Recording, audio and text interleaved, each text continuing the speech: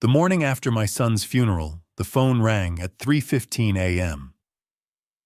An airport employee said, "Sir, your son checked in for his 3 a.m. flight and left a bag with your name on it." I was completely stunned.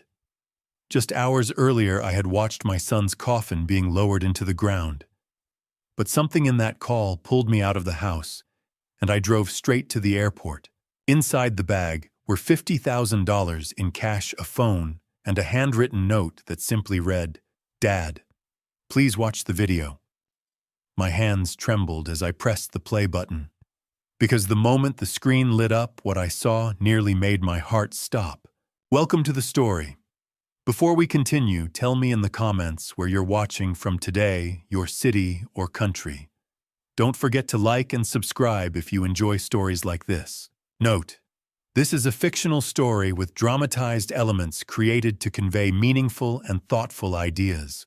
My son Julian had been in the ground for exactly 24 hours when the dead man called my house. The shrill, rhythmic chirp of my vintage landline sliced through the heavy, stagnant air of my bedroom at 3:15 in the morning, a sound that should have been impossible in a house currently draped in the black silk of mourning. I am Arthur Sterling, a 72-year-old retired paralegal who spent 3 decades watching the gears of justice turn from a desk in downtown Denver, and I know exactly what a lie looks like before it is even spoken. My hands, liver-spotted but steady from years of filing legal briefs, reached for the receiver. A voice on the other end, thin and apologetic, identified itself as Baggage Services from Denver International Airport. The clerk sounded young, likely working the graveyard shift, and he told me they had a bag left at Terminal B for a 3 a.m. flight to Seattle. The passenger manifest listed the owner as Julian Sterling. I felt a cold, visceral shock settle in the marrow of my bones. I told him quite clearly that it was impossible because I had watched the mahogany casket containing my son being lowered into the Colorado soil yesterday afternoon. There was a long, suffocating silence on the line. The clerk cleared his throat, his voice trembling as he insisted that a man matching Julian's ID had scanned a boarding pass at an automated kiosk and left a blue canvas bag at the counter before walking toward the exit. He never boarded. How does a man who was lowered into the Colorado soil at 2 p.m. on a Tuesday stand at a check-in kiosk at 3 a.m. on a Wednesday? The cognitive dissonance was a physical weight, pressing against my chest as I stood in the dark. I asked the boy to describe the passenger. He spoke of a tall man with an athletic build and a distinctive silver environmental consultant's ring on his right hand. My heart hammered against my ribs. That ring was a one-of-a-kind piece Julian had commissioned when he started his firm. The clerk added that the bag had a handwritten tag with my personal cell phone number and a brief note attached to the handle. This was no clerical error or a cruel prank by a stranger. It was a pre-planned, post-mortem delivery. I took a deep breath, the smell of stale grief in the hallways of my Highland Victorian home suddenly feeling like a secondary character in the room. I moved toward my study, the floorboards groaning under my weight. He wasn't just my son anymore. He was a messenger from the grave. I dressed in the shadows, moving with a surgical silence, to avoid waking my daughter-in-law Beatrix, who was sleeping in the guest wing. My mind raced through the last few weeks of Julian's life, recalling the way he had been obsessively backing up hard drives and whispering into his phone at odd hours. He had anticipated his own end. He had known the vultures were circling the estate and had staged this ghost check-in to ensure I was the one who got the evidence. I gripped my old brass keys, their cold weight a grounding reality in a world that had gone mad. I told the clerk I would be there in 40 minutes and ordered him not to let a soul touch that bag. I pulled out of the driveway and onto I-70 East, my hands white-knuckled on the wheel, knowing that whatever was in that blue canvas bag would either save my life or prove I was the next one meant to die. The highway blurred beneath my wheels as I pushed my sedan toward the airport, my pulse thrumming in my ears like a second engine. I had spent half my life dissecting the logic of the living, yet here I was racing toward a rendezvous with a phantom. The fluorescent lights of the DIA baggage terminal hummed with a sterile, predatory energy that made the hair on my arms stand up as I stepped through the sliding glass doors. The terminal was an island of artificial day in the center of the dark Colorado plains, smelling of jet fuel and cold concrete. I approached the baggage services counter, where a young clerk with sunken eyes and a twitching jaw waited for me. He pushed a blue canvas bag across the scuffed linoleum, his hands trembling, as he avoided my gaze. I recognized the coarse texture of the fabric immediately. It was the gym bag Julian used for his weekend hikes. I looked at the tag, and the air left my lungs. It was Julian's handwriting, the slanted J of his signature, as familiar to me as my own face. I signed the manifest with a hand that felt like it belonged to a stranger. The clerk whispered that he just wanted the bag off his books, his voice cracking with a fear he couldn't quite name. I gripped the handle, the weight of it surprising me, and walked back to the parking structure in a state of eerie, suspended animation. I retreated to the safety of my car on level 3, locking the doors, before I even dared to exhale. The bag sat on the passenger seat like a live grenade. Why would a man who spent his life analyzing environmental toxins leave behind $50,000 in cash if he wasn't paying for a way out of a trap? My hands shook as I pulled the zipper back, revealing a war chest that no grieving widow should ever find. Inside lay a secondary passport, a thick stack of banded $100 bills totaling exactly $50,000, and a sleek smartphone. A yellow post-it note was stuck to the screen, the adhesive barely holding. Watch video first, then audio. Sorry. My son, Julian Sterling, was a 43-year-old environmental consultant who could spot a toxin in a river from a mile away. Yet he never saw the one sitting across from him at the dinner table until it was too late. I powered on the device, the blue light of the smartphone illuminating my aged face in the cramped interior of the car. I found a single video file labeled "Open First." When I pressed play, the image that flickered to life shattered the last of my composure. Julian's face filled the screen, but he looked like a skeletal version of the man I had buried. He was gaunt, his forehead beaded with a feverish sweat, and his breathing was ragged and shallow. His eyes. I hadn't noticed at the funeral, but in the video Julian's eyes were the eyes of a man who had seen his own ghost. He spoke directly to the camera, his voice a dry rasp that sounded like dead leaves skittering across pavement. "Dad, if you're seeing this, I'm already gone and the house isn't safe anymore," he said, his gaze darting to something off camera. He was recording this because he didn't think he would make it to the weekend, and the terror in his expression was a physical blow to my heart. As Julian's image flickered on the small screen, he leaned closer to the microphone and whispered the names of the people who were currently sleeping under my roof. Julian's voice on the video crackled with a desperate final urgency, the tinny audio barely rising above the hum of the car's ventilation. Hearing my son's voice describe his own murder felt like a slow-motion execution one, where I was the only witness left alive to stop the next one. As the video ended, I tapped the screen to play a secondary audio file one Julian had timestamped only 3 days before he collapsed. The tinny digital distortion of my own kitchen filled the car. I heard the clink of porcelain and the low conspiratorial murmur of voices I had trusted for years. Beatrix was there. Her voice stripped of its public velvet, discussing Step 2 with clinical detachedness. They were talking about me. They were discussing the legal incapacitation of Arthur Sterling, as if I were a line item in a bankruptcy filing. Beatrix laughed a sharp, cold sound about how Julian's heavy sleep had made it easy to forge the banking app transfers. Then came the voice of 19-year-old Marigold Thorne, Beatrix's daughter from a previous life, who hovered in the corners of my house like a ghost, her eyes glued to a smartphone that was doing far more damage than I ever imagined. Marigold was the one tracking my supposed memory lapses, documenting every time I misplaced my glasses as evidence of cognitive decline. If the old man draws up a new power of attorney before we move the deeds, the whole thing collapses, Beatrix warned. He won't, Marigold replied. He can barely remember where he puts his reading glasses lately.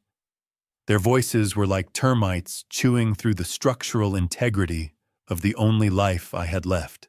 I sat in the dark of the DIA parking structure, my lungs seizing at the depth of the sociopathy recorded on that small device.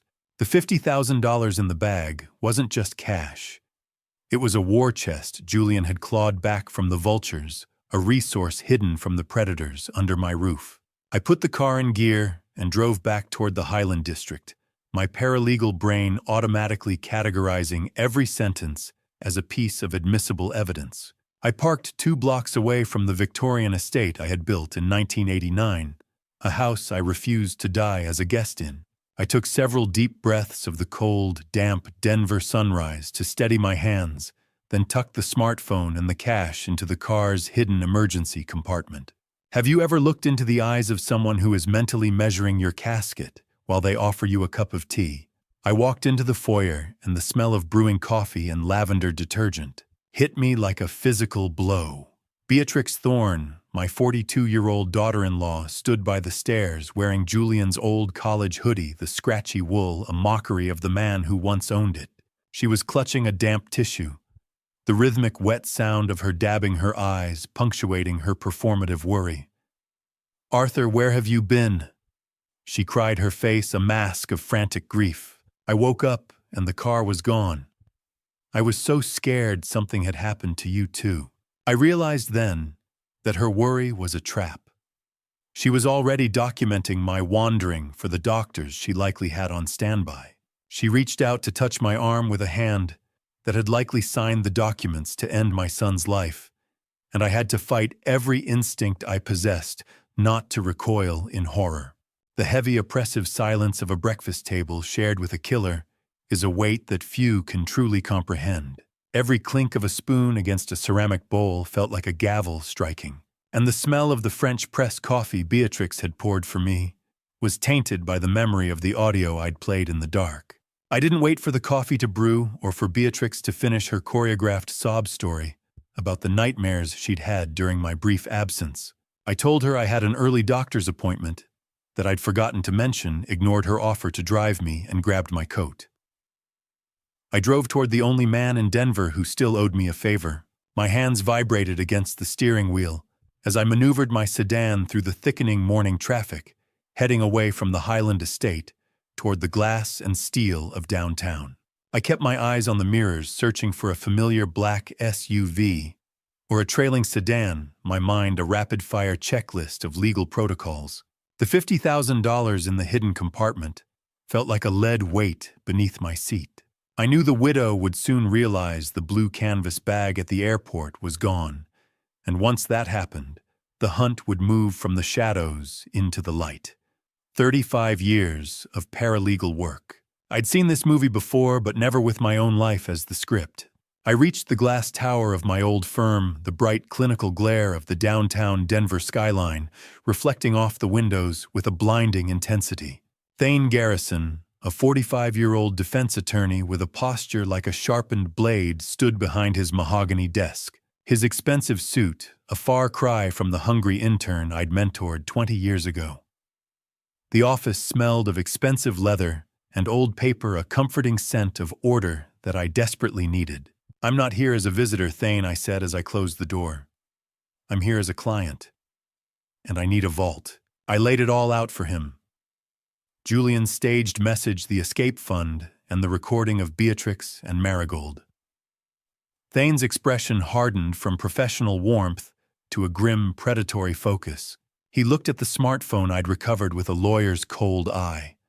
"Arthur, if what is on this phone is real, you aren't just dealing with greedy relatives," he whispered. "You're living with a professional hit squad." He mentioned the initials I'd seen in the emails. Thane revealed that the HV Julian had flagged was almost certainly Hunter Volos, an attorney notorious for winning high-value probate cases through aggressive and often unethical means. What do you call a legal system that allows a signature to be more lethal than a bullet? I formally retained Thane, handing over a portion of the cash as a retainer. We moved into the firm's vault room, the heavy mechanical thud of the door sealing out the world. I placed the smartphone and the airport documents into his fireproof safe. "They think I am a confused old man," I told him, the restrained anger finally bleeding into my voice. "Let them keep thinking that until the moment the gavel falls." Thane warned me that we needed a psychiatric evaluation of our own, one they couldn't touch, because the Step 2 physicians mentioned in the recording were likely specialists who had worked with Volos to bury clients before. As the vault door clicked shut, Thane looked at me with a pity that burned worse than the betrayal, and I knew the next time I saw him, it would be in a room where only one of us was expected to survive. The return to the quiet, haunted rooms of the Highland house felt like stepping back into a cold tomb that refused to be sealed. I navigated the familiar hallways with a newfound vigilance, every shadow a potential witness to my movements. I slipped into Julian's study, locking the heavy oak door behind me. The room still held the dry, stale smell of old printer toner and the lingering ghost of my son's preferred cedarwood incense. I felt a strategic fortification in my chest, a cold steel replacing the hollow grief.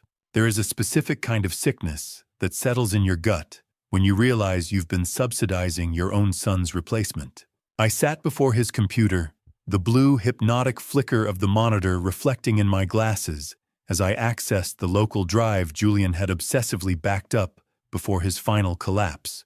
I began a forensic audit of his credit card statements, my pen scratching against a legal pad, as I cross-referenced the last 6 months of charges. Julian was a man of simple tastes.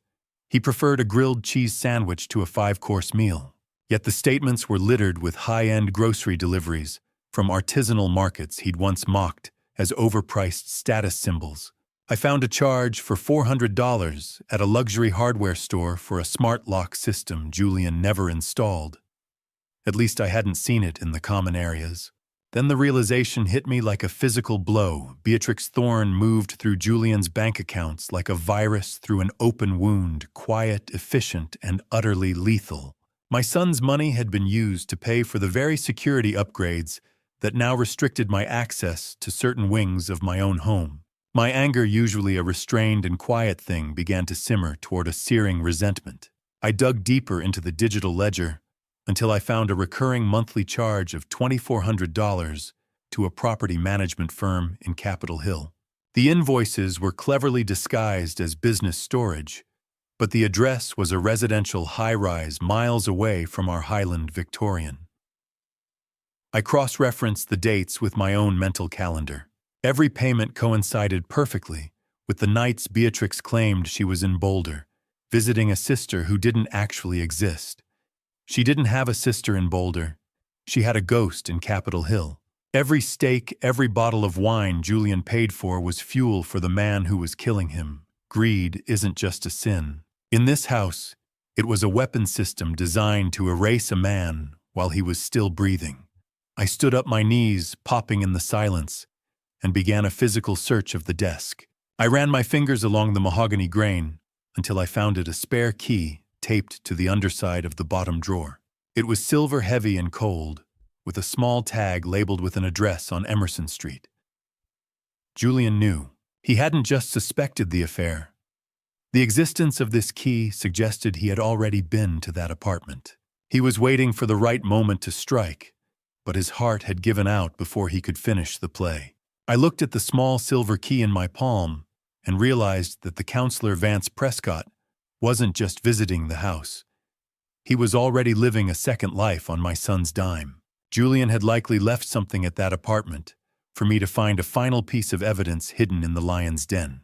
The sound of a door handle rattling against the locked study door was the first warning shot in a war Beatrix didn't know I was finally fighting. I pocketed the silver key just as the study door swung open, and I found myself staring at a woman holding a stack of cardboard boxes meant to erase my son's existence. Beatrix stood there, caught off guard by my presence in the middle of Julian's sanctuary. She blinked her face quickly, smoothing into that practiced mask of weary compassion she had worn since the funeral. "Arthur, you shouldn't be in here," she said, her voice a soft, manipulative coo. "It's far too much for you right now." I watched her eyes dart toward the desk I had just been pillaging. She was holding 6 flat-packed cardboard boxes, the dry cardboard smell of the new material filling the hallway. I'm just helping Arthur. I'm clearing out the clutter. It's what Julian would have wanted for us to move forward. She began to unfold the first one with a clinical efficiency that made my blood run cold. She wasn't grieving. She was purging. Every file, every personal belonging, every scrap of paper that might hold a clue to her betrayal was destined for a box labeled Donate. How many boxes does it take to pack away a human life? Apparently, she thought she could fit Julian into 6. The explosive rage I felt was a physical heat in my throat. But I forced it down into the same dark place where I kept the knowledge of her lover. I adopted a mask of my own, the face of a compliant, slightly confused old man. "I'll take them, Beatrix," I said, my voice intentionally thin. "I need something to do with my hands. If I sit still too long, the house gets too quiet." She hesitated, her fingers tightening on the cardboard. "Are you sure I already scheduled a pickup for the boxes?" She revealed, her eyes narrowing slightly. "Marigold's friend is coming by tonight to haul it all away. I had only hours. If I didn't act now, the evidence would be in a landfill or a thrift store by dawn." I insisted gently but firmly, taking the heavy stack from her arms. "I want to go through them slowly," I told her, "for the sake of nostalgia." She couldn't find a logical reason to refuse me without appearing suspicious, so she stepped aside. I carried the boxes down to my garage workshop, the one place in the estate she avoided because of the smell of grease and old metal. I moved them with a rhythmic heavy thud, stacking them against the back wall behind my vintage workbench. I turned the handle of the heavy industrial deadbolt and felt the metallic snap as the cylinder turned. The deadbolt clicked. It was the sweetest sound I'd heard in years. I stepped out into the cold, late-afternoon Denver wind that whipped through the open garage door and looked back toward the house. Beatrix was standing at the kitchen window, the glare of the interior light reflecting off her pale face. Her expression had shifted. The false grief was gone, replaced by a narrow-eyed calculation. I met her gaze through the glass and let a small, pleasant smile touch my lips. The kind of smile that didn't reach my eyes. The kind that told her the clutter wasn't the only thing being moved off the board. For the first time, she saw me not as a victim, but as a player. The silence of the garage at midnight was a heavy physical thing, broken only by the rhythmic tick of the 1962 Illinois Bun Special Julian had loved so much. I sat on my workbench stool, the silver key to the secret apartment resting like a cold coin in my pocket, while the 6 cardboard boxes stood before me like a jury. I had locked the industrial deadbolt, sealing myself into a world that smelled of machine oil and the fine, dry dust of old paper. I knew Beatrix was likely watching from the kitchen window, but in here, surrounded by my lathes and hand tools, I was the expert in my own domain. I began to peel back the tape on the first box, realizing quickly that Julian hadn't been cleaning his office in his final weeks. He had been archiving his life. These weren't remnants of a cluttered career, but a meticulously organized history. Beneath layers of mundane tax returns and insurance policies, I found what I was looking for. Julian had buried a folder labeled Correspondence 2023 to 2024 at the very bottom of a crate filled with heavy, outdated college textbooks. It was a dead man's switch, hidden under the weight of geology and physics. "You weren't just clearing the decks, Julian," I whispered to the empty room. "You were building a record." I felt a surge of analytical focus as I pulled the first stack of papers from the folder, desperate to see the truth that Beatrix had tried to send to a landfill. Click. The world vanished. In the Highland darkness isn't an accident, it's a message.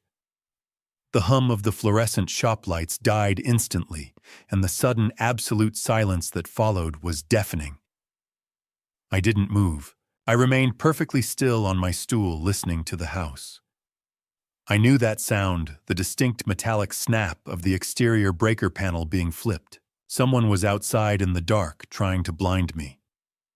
Nice try, Beatrix, I thought, but I built this breaker box 20 years ago, and I don't need the sun to read a lie.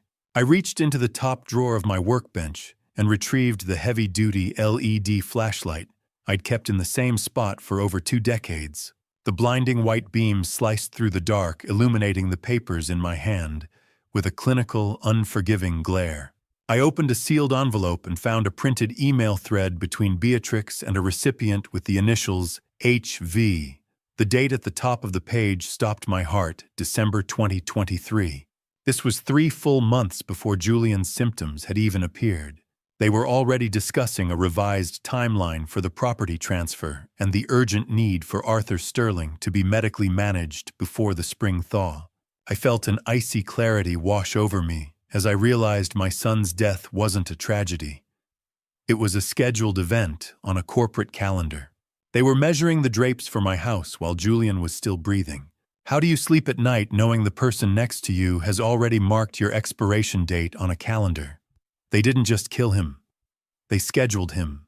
The beam of my flashlight hit the final line of the December email, and for the first time since the funeral, I felt a rage so pure, it made my hands stop shaking. AS. Needs to be neutralized by April. The kitchen light was already on when I walked back into the house, but the warmth I usually felt in my home was gone. I kept the December email folded small in my pocket, the ink feeling like a live wire against my thigh, as I walked back into a kitchen that smelled of lavender and deception. Beatrix was standing by the sink, her silhouette framed by the window that overlooked the very garage where she had just tried to bury me in darkness. She didn't jump or act startled. She merely turned with a practiced grace that set my teeth on edge. "The breaker tripped again, Arthur." She said, her voice a smooth, comforting hum. "It is that old Victorian wiring. I have told you we should have it looked at." She looked at me with an expression of mild concern, but her hands were steady as she dried a plate, too steady for a woman whose father-in-law had been stuck in a dark workshop. "It didn't trip, Beatrix." I replied, my voice holding a gravelly edge I didn't bother to hide. "It was flipped." "There is a difference." I watched for a flicker of guilt, but she just sighed and walked toward the pantry. "You look so tired lately, Arthur," she whispered. "All this stress is making you imagine things. Let me make you a calming herbal tea. It is a special blend Julian used to like. It will help you sleep." She pulled a specific tin from the back of the shelf, one I didn't recognize. The predatory nature of the offering was unmistakable. She was using Julian's memory as a delivery vehicle for the very substance that had likely stopped his heart. How do you tell the difference between the onset of old age and a calculated chemical erasure of your soul? I watched the steam rise from the porcelain cup she set before me. I realized this was the neutralization beginning in earnest. But to keep the upper hand, I had to play the role of the frail, aging man. "You are very thoughtful tonight, Beatrix," I said, reaching for the handle. Almost too thoughtful. I took a small, cautious sip. The tea was cloyingly sweet, drowning in honey. But beneath the sugar, I detected a sharp, metallic bitterness that coated my tongue like copper. It was unmistakable. Copper. My mouth tasted like I had been sucking on a handful of pennies. Within minutes, a heavy artificial fog began to settle over my mind. The buzzing heavy sound of the refrigerator hum in the silent house grew into a deafening roar. My vision blurred at the edges, the kitchen floor tilting like a ship at sea. I remembered a probate case from 2018 where a daughter had used concentrated sedatives to silence her father. That copper taint was the calling card of a specific high-grade tranquilizer. The room was getting a bit soft around the edges. I muttered my own voice, sounding like a distant, watery echo. "Just lean back, Arthur." Beatrix replied, her face hovering above me like a pale, inquisitive moon. "Let the sleep come." The ceramic cup felt like it weighed 50 pounds as it slipped from my numb fingers. As the darkness rushed in to claim me, I saw Beatrix tilt her head, watching me fail with the clinical curiosity of a scientist observing a lab rat to see how long it takes for the heart to quit. The sound of the tea splashing onto the tile floor was the loudest thing I'd ever heard. A liquid alarm bell in the middle of my own living room. Adrenaline is the only antidote for a sedative, and I used every drop of it to keep my eyes from rolling back into my head as I felt the kitchen floor rush up to meet me. I collapsed with a deliberate jarring force, knocking my chair backward. The cold, unforgiving hardness of the kitchen tile bit into my shoulder, but I didn't flinch. I lay there feigning a semi-conscious state, watching through slit eyes as Beatrix moved. She didn't scream. She took a single sharp breath and then hovered over me, her face a mask of simulated terror. "Arthur, oh God, you've had a fall!" she cried, her voice high and frantic. "Don't move, just breathe." I groaned, playing the part of the broken old man. So dizzy, I whispered, my tongue feeling like a heavy slab of lead. "Everything is spinning, Beatrix." As she reached for the telephone, I moved. My hand, hidden beneath the folds of my heavy wool cardigan, palmed a sterile specimen jar I had tucked into my waistband hours ago. While she was distracted by the dial tone, I pressed the cuff of my sleeve into the dark puddle of herbal tea and floor cleaner. The wool soaked it up greedily. I felt the frantic thudding sound of my heart against my ribs, a hammer against an anvil, but I didn't stop until I knew I had enough. She helped me up, her touch clinical and cold. She wanted me on the sofa, buried in cushions, where she could watch me fade, but I insisted on the garage. "I need my tools, Beatrix," I slurred, leaning heavily on her. "The watches, they make the room stop spinning." The sharp, stinging cold of the Denver air hit me as we crossed the threshold to the workshop, a shock that helped clear the chemical fog. "You're not well, Arthur," she warned, but she let me go. Once the heavy door was locked, the adrenaline peaked.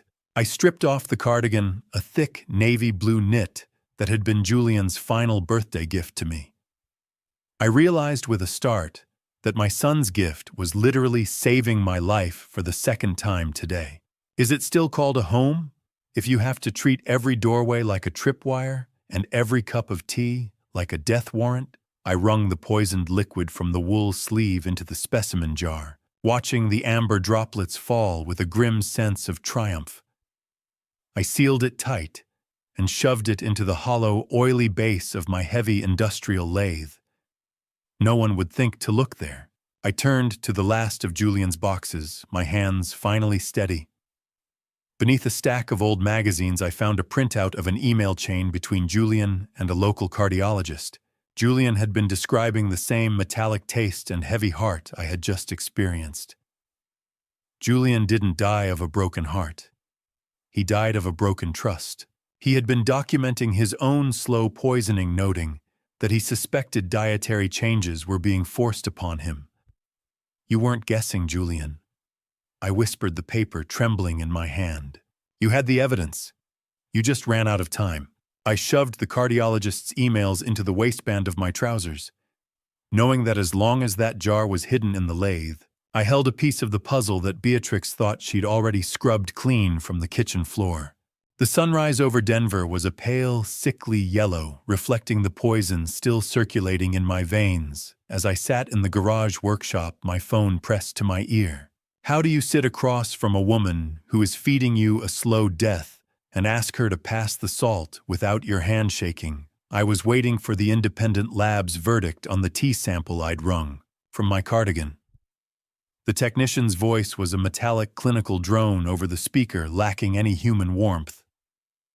"Mr. Sterling, the benzodiazepine concentration in that sample measured 15 milligrams per serving." He said, his words clipped and precise. "That's 6 times the standard therapeutic dose. These levels aren't designed to calm, they're designed to incapacitate." I felt a surge of grim validation. This specific sedative was the perfect tool for the Step 2 doctors Julian had warned me about. It mimics the symptoms of dementia so perfectly that the medical board wouldn't blink twice when they signed the commitment papers. I recorded every word of the call, saving the file as the first forensic pillar of a case that would eventually dismantle Beatrix's world. "It is exactly what I needed to hear," I told him, my voice flat. "Send the official report to my attorney Thane Garrison immediately. I also need a certified copy for the district attorney's office." The lab would bill me $1,800 for the expedited analysis and chain of custody documentation, but it was worth every cent. I tucked the cardiologist's emails deeper into my waistband and stepped out of the garage, preparing for the most dangerous performance of my life. 15 milligrams. She was turning my brain into a mush of forgotten names and lost hours or so, she thought. Every meal in the house was now a potential tripwire. At lunchtime, I sat in the kitchen as Beatrix placed a bowl of tomato soup in front of me. The sickly, sweet smell of the broth, likely laced with the same metallic-tasting toxin, made my stomach turn. "You've barely touched your soup, Arthur," she said, her voice dripping with manufactured concern. "It's Julian's favorite recipe." I leaned into the roll, letting my hand tremble slightly as I picked up the spoon. "My appetite isn't what it used to be, Beatrix. Old age, I suppose." I made a show of blowing on the liquid, then waited for her to turn toward the refrigerator. In that 3-second window, I poured the soup into a small, sealable plastic bag I'd hidden in my lap and slipped it into my pocket. I survived on a secret cache of sealed protein bars and bottled water hidden behind the vintage clock movements in my workshop. The quiet crinkle of a hidden wrapper was the only sound of my survival. The doorbell didn't just ring. It announced an invasion, a sharp two-tone chime that signaled the arrival of the man who had been paying his rent with my son's blood. I moved away from the kitchen doorway, keeping my expression flat and vacant as Beatrix hurried toward the foyer. The man who called himself a family friend, Vance Prescott, was a 45-year-old with the polished teeth of a salesman and the shifting eyes of a man who had already spent his life looking for the nearest exit. He was immaculate, draped in a charcoal wool suit that whispered of wealth, but the air around him was heavy with the sharp, expensive scent of sandalwood cologne, a smell that tried too hard to mask the rot of a predator. Beatrix introduced him as a grief counselor, her voice pitched in that high, breathless tone she used when she was performing for an audience. I stood at the top of the stairs, my palms cold against the damp wallpaper of the hallway, playing the part of the fragile, fading patriarch. "Arthur," she said, gesturing for me to descend. "This is Vance. He is here to help us navigate the administrative side of our loss." Vance reached out a hand, his grip firm and dry. "I've heard so much about your brilliant career, Mr. Sterling," he said, his smile never reaching those cold, calculating eyes. "It's a shame to see such a mind under a cloud."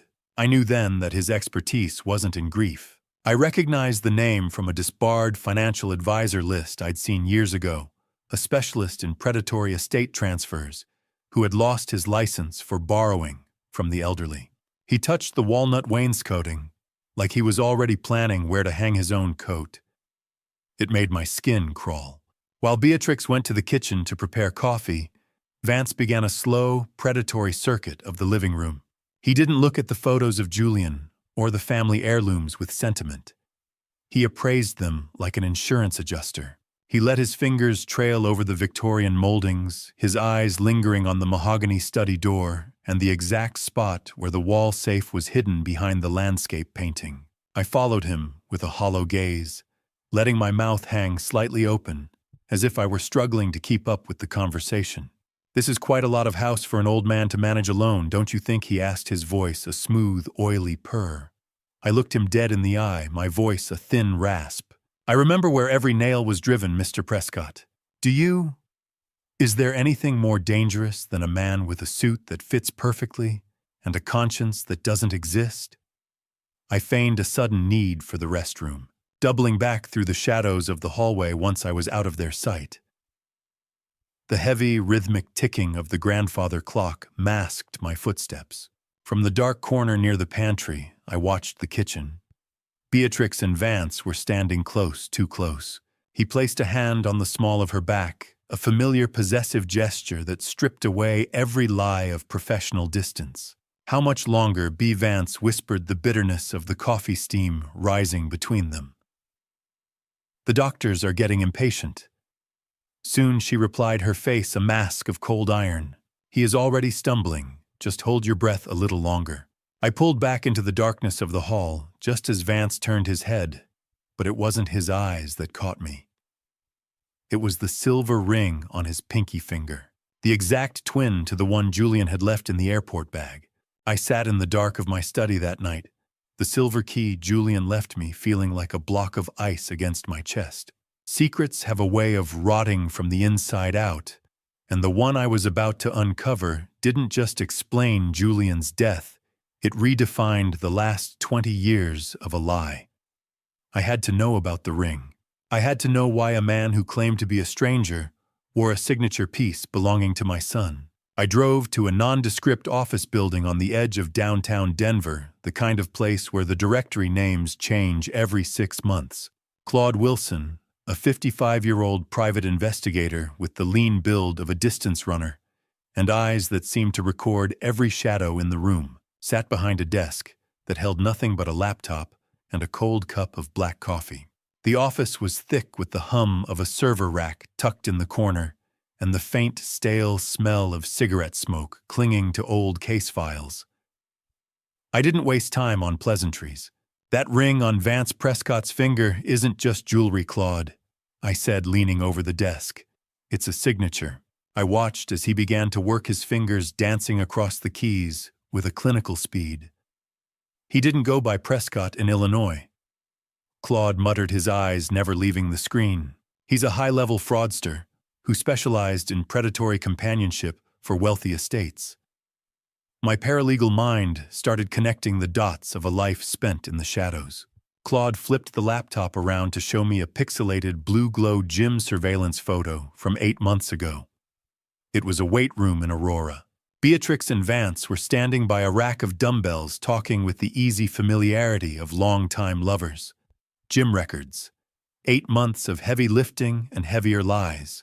They were training for a murder, like it was a marathon. They didn't meet at a support group after Julian died. I realized the cold coffee in my hand, tasting bitter and forgotten. They met in a weight room to plan a funeral. 8 months. They had been circling my son like vultures for 8 months, waiting for the toxin to do its slow, quiet work. I felt a surge of icy clarity. Their reconnection wasn't a coincidence. It was the catalyst for the entire collapse of my family. But Claude wasn't finished. He pulled up a scanned document, the crinkle of a 20-year-old birth certificate modification, practically audible in the silence of the room. How do you protect a house when the enemy has already planted their own family tree in the middle of your living room? Claude pointed to the original biological father listed on the record before. The car accident story was fabricated.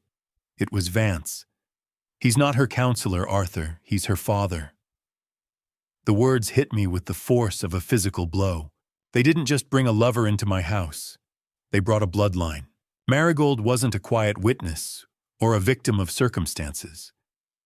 She was the product of a criminal partnership that predated her own birth. I looked at the birth certificate in Claude's hand and felt the Highland air turn to ash in my lungs, realizing that Marigold wasn't just a quiet witness. She was the heir to the very empire they were building on my son's grave. The entire Thorn presence in my home was a multi-generational criminal infiltration designed to strip the sterling legacy bare, and my son was just the obstacle they had finally cleared away. The drive back from Claude's office had been a blur of neon signs and the crushing weight of a family name being erased. But by morning, that horror had condensed into a cold, analytical resolve. I watched the steam rise from my black coffee in the booth of a local Denver diner, but my mind was focused on a different kind of vapor. The digital trail of money that had vanished into thin air while my son was still gasping for his last breath. The air in the diner smelled of burnt coffee and maple syrup, a domestic scent that felt like a mockery of the clinical betrayal I was currently dissecting. Claude Wilson sat across from me, his expression unreadable as the distant rhythmic clatter of dishes echoed from the kitchen. He slid a manila folder across the sticky, laminated surface of the table, the coarse paper of the forensic report feeling abrasive against my fingertips. This contained the logs from the insurance company's portal, the very heart of the theft. Claude pointed to a specific timestamp, 2:14 a.m. on a Tuesday. I remember that night. Julian had been in a medically induced, heavy sleep after one of Beatrix's calming teas. The logs showed a $220,000 life insurance policy. Julian's entire death benefit had its beneficiary changed from me to Beatrix Thorne, while he lay oblivious in his bed. They didn't use the home Wi-Fi. Arthur Claude said, his voice low. They weren't that sloppy. The IP address used for the transaction didn't match our house router. It was a mobile hotspot registered to a device I didn't recognize. A mobile hotspot. They were trying to create a ghost in the machine, a digital shadow that would bypass my scrutiny. A MAC address. A digital DNA strand left at the scene of a life-shattering crime. Claude explained that every device leaves a unique fingerprint on a network, and he had spent the night cross-referencing these logs with the school network Marigold uses for her community college classes. The MAC address matched perfectly with the laptop Julian had bought her for her 18th birthday. I felt a wave of disgust and betrayal wash over me, more bitter than the cold coffee in my mug. She didn't just witness the crime, Claude. She coded it. Julian had bought her that laptop to help with her future, and she had used the gift of her victim to facilitate his absolute ruin. How do you reconcile the image of a girl doing homework with the reality of a predator draining a dying man's bank account? The report showed a secondary trail of $47,800 drained from Julian's personal savings account in 13 separate transfers over 6 weeks. These funds were transferred in small increments to a neobank account in the Cayman Islands, a destination Claude identified as a favorite for Vance Prescott's previous victims. The $220,000 insurance policy was the crown jewel of their scheme, the final payout they were waiting for. Once I was safely declared incompetent or dead. The property line between my estate and the Gable house was marked by a row of overgrown hydrangeas, their heavy blue heads nodding in the morning breeze. I spent 30 years in courtrooms learning that the most devastating evidence often comes from the person who has nothing better to do than watch the street from their kitchen window. I ventured into the garden, the smell of damp earth and blooming hydrangeas filling the air, and began the rhythmic snip-snip of my garden shears. My neighbor Mrs. Gable was a 75-year-old widow who treated her lace curtains like a sniper's nest, possessing a memory for license plates and late-night visitors that would put a precinct detective to shame. I saw her peering through her screen door and offered a slow, weary wave.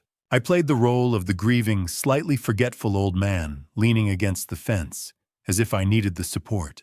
I am just trying to remember who Julian had over to help with the plumbing back in January, Mrs. Gable. I said, my voice thin and wavering. My mind is like a sieve lately. She stepped onto her porch, her scratchy, high-pitched warble cutting through the quiet morning. Plumbing Arthur, that man wasn't wearing overalls. He was wearing Italian leather and driving a black Mercedes. I felt a surge of calculating curiosity. She leaned in closer, revealing that the grief counselor Vance had his own key to my back garden gate provided by Marigold months before Julian died. Never underestimate a neighbor with a set of binoculars and a resentment for local noise ordinances. Mrs. Gable recounted how Vance would park a block away and walk through the alley every Tuesday and Thursday like clockwork. Marigold would meet him at the gate while Julian was working those grueling late shifts at the consultancy.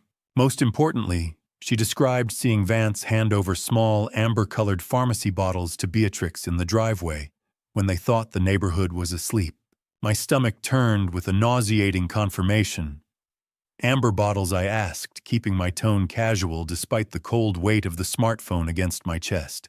You are sure they weren't just groceries? She scoffed, the glint of the sun off Vance's remembered Mercedes seemingly reflected in her eyes. I know a pill bottle when I see one, Arthur. They were careful, but not careful enough. I subtly activated the recording app on my phone, ensuring her scratchy testimony was captured for Thane. Amber bottles. The delivery of death handed over like a neighborly cup of sugar. She confirmed the dates. and I realized they aligned perfectly with the nights Julian's heart palpitations were recorded as being at their worst. "You have a sharp eye, Mrs. Gable," I said, managing a small, grim smile of vindicated satisfaction. "You should have been a detective." She chuckled, adjusting her apron. "In this neighborhood, Arthur, you have to be. People think old ladies are invisible." I thanked her and walked back toward my house, the phone in my pocket, containing a confession of a conspiracy that stretched back to the first frost of winter. The air felt colder as I stepped onto the porch. I saw the bank manager's car pulling into my driveway, the tires crunching on the gravel with a frantic urgency. He looked through the windshield at me, and I knew that the digital theft Claude uncovered was finally colliding with the physical reality of my son's estate.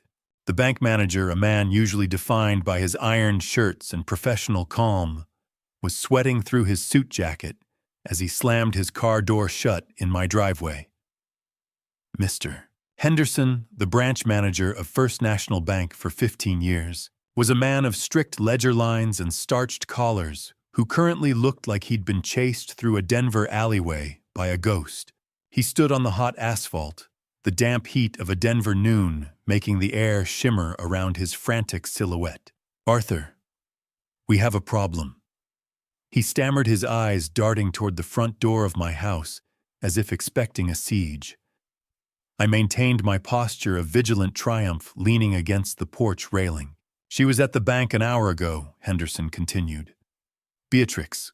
She presented a durable power of attorney document, claiming you were indisposed, and Julian's safe deposit box needed an immediate inventory for the estate." I felt a cold surge of satisfaction, because I had flagged the accounts and provided Henderson with a copy of my valid ID only 48 hours prior. The security protocol had held firm. "She was very insistent, Arthur. She said you were having a difficult morning and couldn't leave the house." I offered him a thin, wolfish smile. "I'm having a wonderful morning, Henderson. I was just pruning my roses and recording the testimony of the neighbors." We moved onto the shaded porch where Henderson pulled a sharp, synthetic-smelling printout from his briefcase. It was a digital photo of the document Beatrix had presented. I looked down and felt my breath hitch. My signature. Loops and tails I've drawn for 50 years stolen and used to sign my own death warrant. The forgery was terrifyingly accurate, but my analytical eye caught the specific legal phrasing. It was the exact Step 2 document Julian's airport recording had warned me about. "That's my name, Henderson, but that's not my hand," I whispered. "She's getting bold." I looked closer at the bottom of the page. The document had been notarized by a clerk at Hunter Volos's firm. The legal and criminal conspiracy were no longer just parallel lines. They had intersected in black ink. "We've locked vault access to in-person only for you." Henderson said, his finger tapping rhythmically on the paper, but she didn't look like she was going to stop. I accompanied him to his car, where the smell of hot asphalt mixed with cheap air freshener. He pulled up the branch's exterior security feed on a tablet. I watched the grainy, pixelated flicker of the footage. Beatrix was exiting the bank, but she wasn't crying or playing the shattered widow. She walked to her car with a stiff, predatory gait, her face a mask of cold fury. As she reached her vehicle, she stopped and looked directly into the lens of the security camera. She smiled.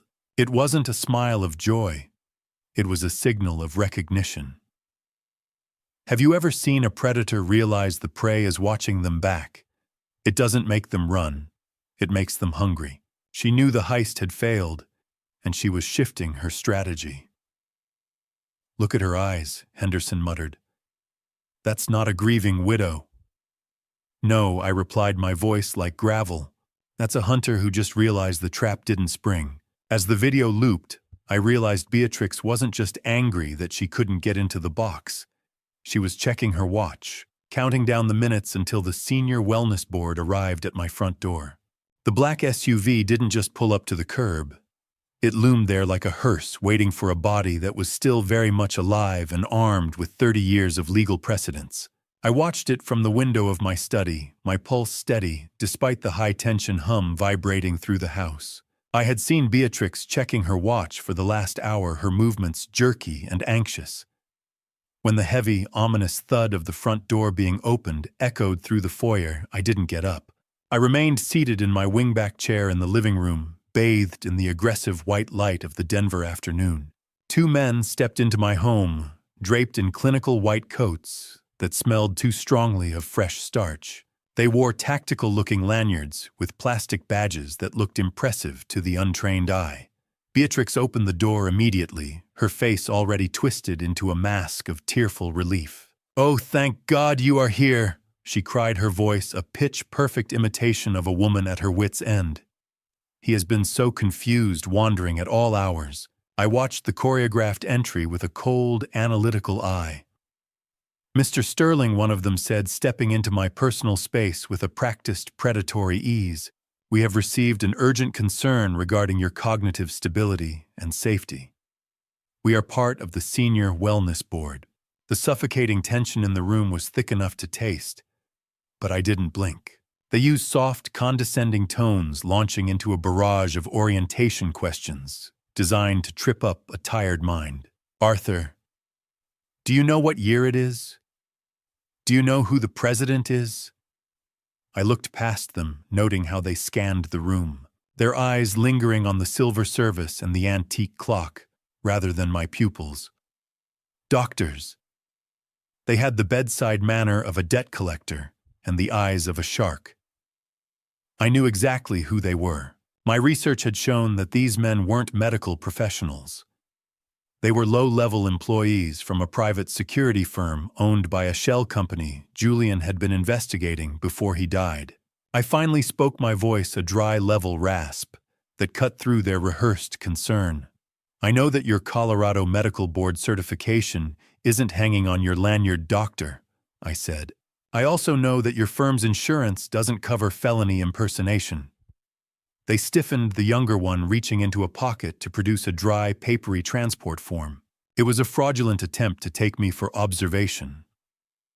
I stood up, my taller frame casting a shadow over their paperwork, and I presented my own manila folder.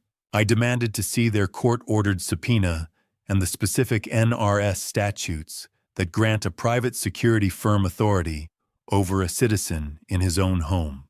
What is more satisfying than watching a bully realize his victim is the one holding the leash? I informed them that if they touched me without a warrant signed by a Denver County judge, I would have them charged with kidnapping before they hit the driveway.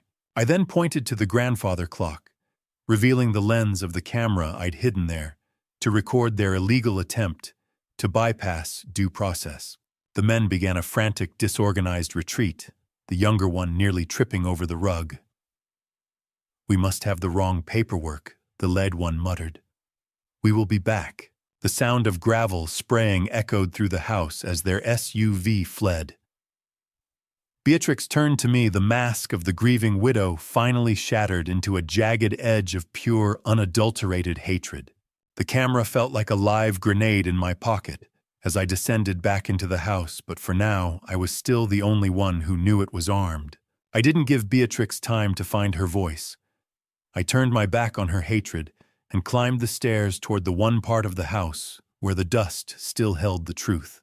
The hallway was silent, the air heavy with the aftermath of the failed evaluation, but I moved with a poignant determination. I reached up and pulled down the heavy wooden ladder in the hallway ceiling, the rhythmic metallic creak echoing like a warning through the Highland house. I climbed into the suffocating dry heat of the attic, where the smell of old cedar and undisturbed dust lunged at my throat. I maneuvered past stacks of holiday decorations and Julian's old baseball gear, my eyes stinging as sweat began to drip into them.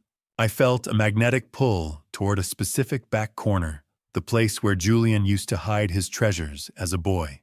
"You always went high when the world got low, didn't you, Julian?" I whispered, my voice lost in the rafters. I began to search my hands, brushing against forgotten memories, until I found a set of vintage encyclopedias.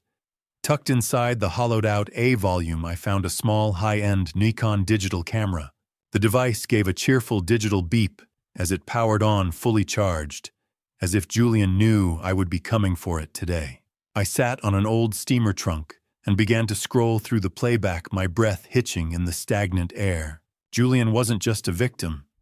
He was a silent investigator documenting the destruction of his own life. Encyclopedias.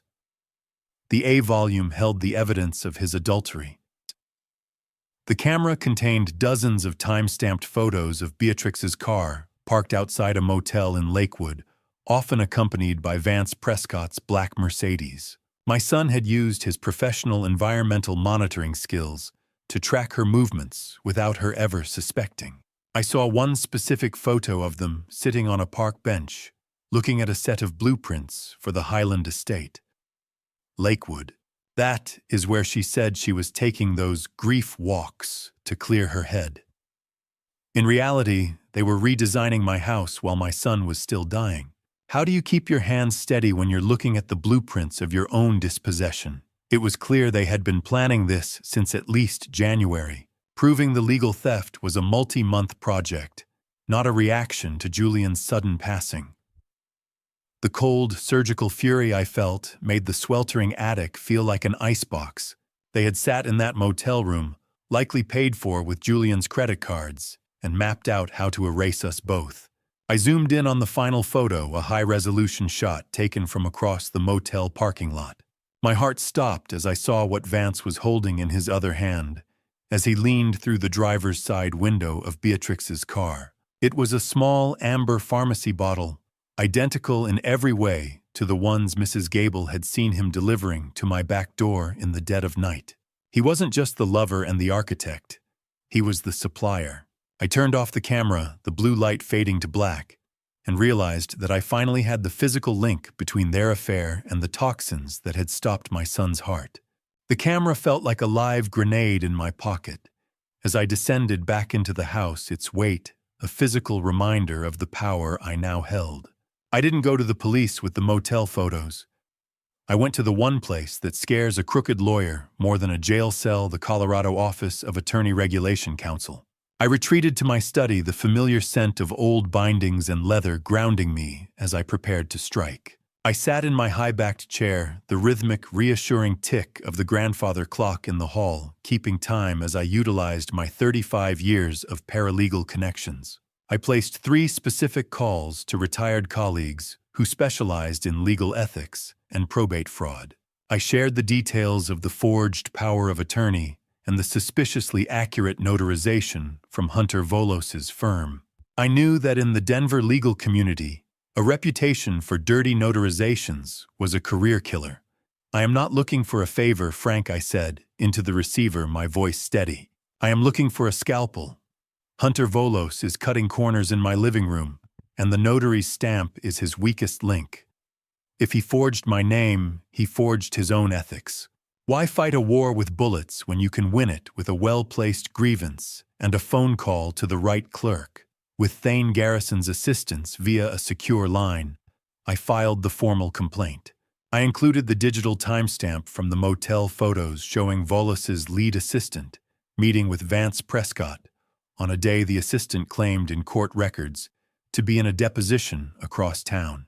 This contradiction created a reasonable suspicion of conflict of interest and fraudulent document preparation that the ethics board simply couldn't ignore. I hit the final send button on the laptop, the pale blue light illuminating my face as the filing was officially recorded.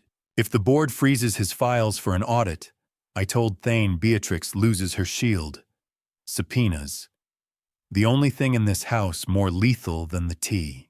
Later that evening, I stood in the hallway shadows and observed Beatrix receiving a phone call likely from Volos's office. Her face went from its usual mask of feigned serenity to a ghostly translucent white. Her hand trembled as she listened, the frantic, sharp tapping of her phone against the marble counter echoing like gunfire. I stepped into the light of the kitchen doorway, a cool evening Denver breeze through the cracked window ruffling my hair. "Is everything all right, Beatrix?" I asked, my voice a thin, polite rasp. "You look like you have seen a ghost. Or perhaps a subpoena." She slammed the phone down, the plastic clatter sharp and final. "It is nothing, Arthur. Just a business matter. Go back to your clocks and your dusty books." She was trying to maintain control, but the cracks in her armor were widening. I realized then that my ethics trap had worked perfectly. It wasn't just about stopping Volos, it was about forcing him to withdraw from the case entirely to save his own license. This would leave Beatrix without her high-priced legal architect just weeks before the probate hearing. Furthermore, the inquiry automatically triggered a stay on any property transfers Volos was handling, effectively locking the Highland estate in place despite the forged documents. Beatrix looked at the hallway where I stood, her eyes glowing with a realization that the confused old man had just cut the legs out from under her entire legal defense. She finally understood that I wasn't her victim. I was her judge. The official summons arrived on a Tuesday, delivered by a man who didn't care about the history of the Sterling family. The process server didn't look like a harbinger of doom. He looked like a weary college kid in a faded polo. But the manila envelope he pressed into my hand was the opening bell of a war I had been preparing for since the airport call. He muttered a rehearsed line about me being served and vanished down the porch steps. I felt a chill of calculated calm as I ran my fingers over the dry, parchment-like texture of the legal summons. Beatrix had moved faster than a winter storm in the Rockies, filing a petition to contest Julian's will and bypass the usual 90-day waiting period. She was gunning for an emergency hearing, a desperate attempt to gain legal control before my mind could clear of the chemical fog she was so diligently feeding me. I read the clinical allegations of my own advanced cognitive decline with the detached eye of a man reading a stranger's obituary. I took the heavy envelope to Thane Garrison's office, where the smell of high-end stationery and floor wax always promised a specific kind of orderly justice. We sat in a secure room, the cold glare of the floor-to-ceiling office windows reflecting the steel in my gaze. "She is moving fast because she is bleeding." "Thane," I said, sliding the document across the mahogany table. The ethics complaint against Volos rattled her. Now she's trying to use the law to silence me before the toxicology reports can catch up to her. Thane nodded, the sharp, rhythmic clicking of his fountain pen echoing my own heartbeat. He explained that she was petitioning to be named temporary conservator of my person and estate. It was a play for total dominance. Discovery. In the legal world, it is the process of lifting the rock to see what is crawling underneath. I told Thane that discovery would be our scalpel. We weren't just going to defend. We were going to pull her financial rot into the blinding light of a courtroom. We spent the next 3 hours mapping out the trap.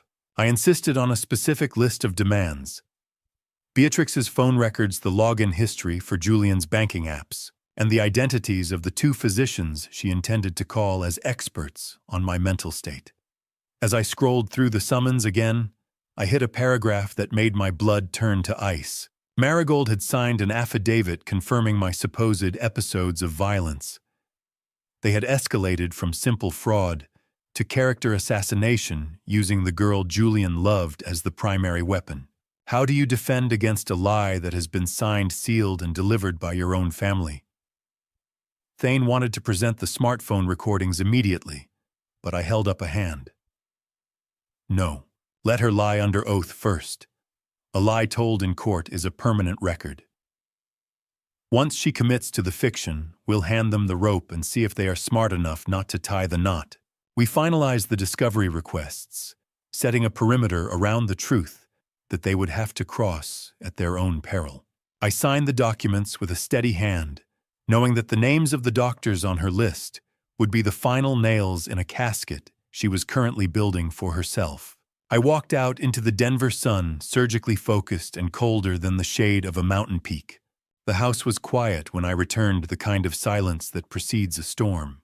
The Victorian house I built with my own sweat and blood had become a labyrinth of malice where every shadow seemed to hold its breath as I climbed the stairs to my bedroom. I moved with a heavy heart, yet my mind remained as sharp as a surgical blade. When I entered my sanctuary and flicked the light switch, I stopped dead. There, centered perfectly on my pillow, sat a single sheet of typed paper. It was chillingly clinical, A list of actuarial statistics regarding accidental falls in the elderly and the high probability of sudden cardiac events for seniors living in unmonitored environments. It wasn't signed, but the unique blocky font style was a perfect match for the disbarred financial documents I'd reviewed in Vance's past.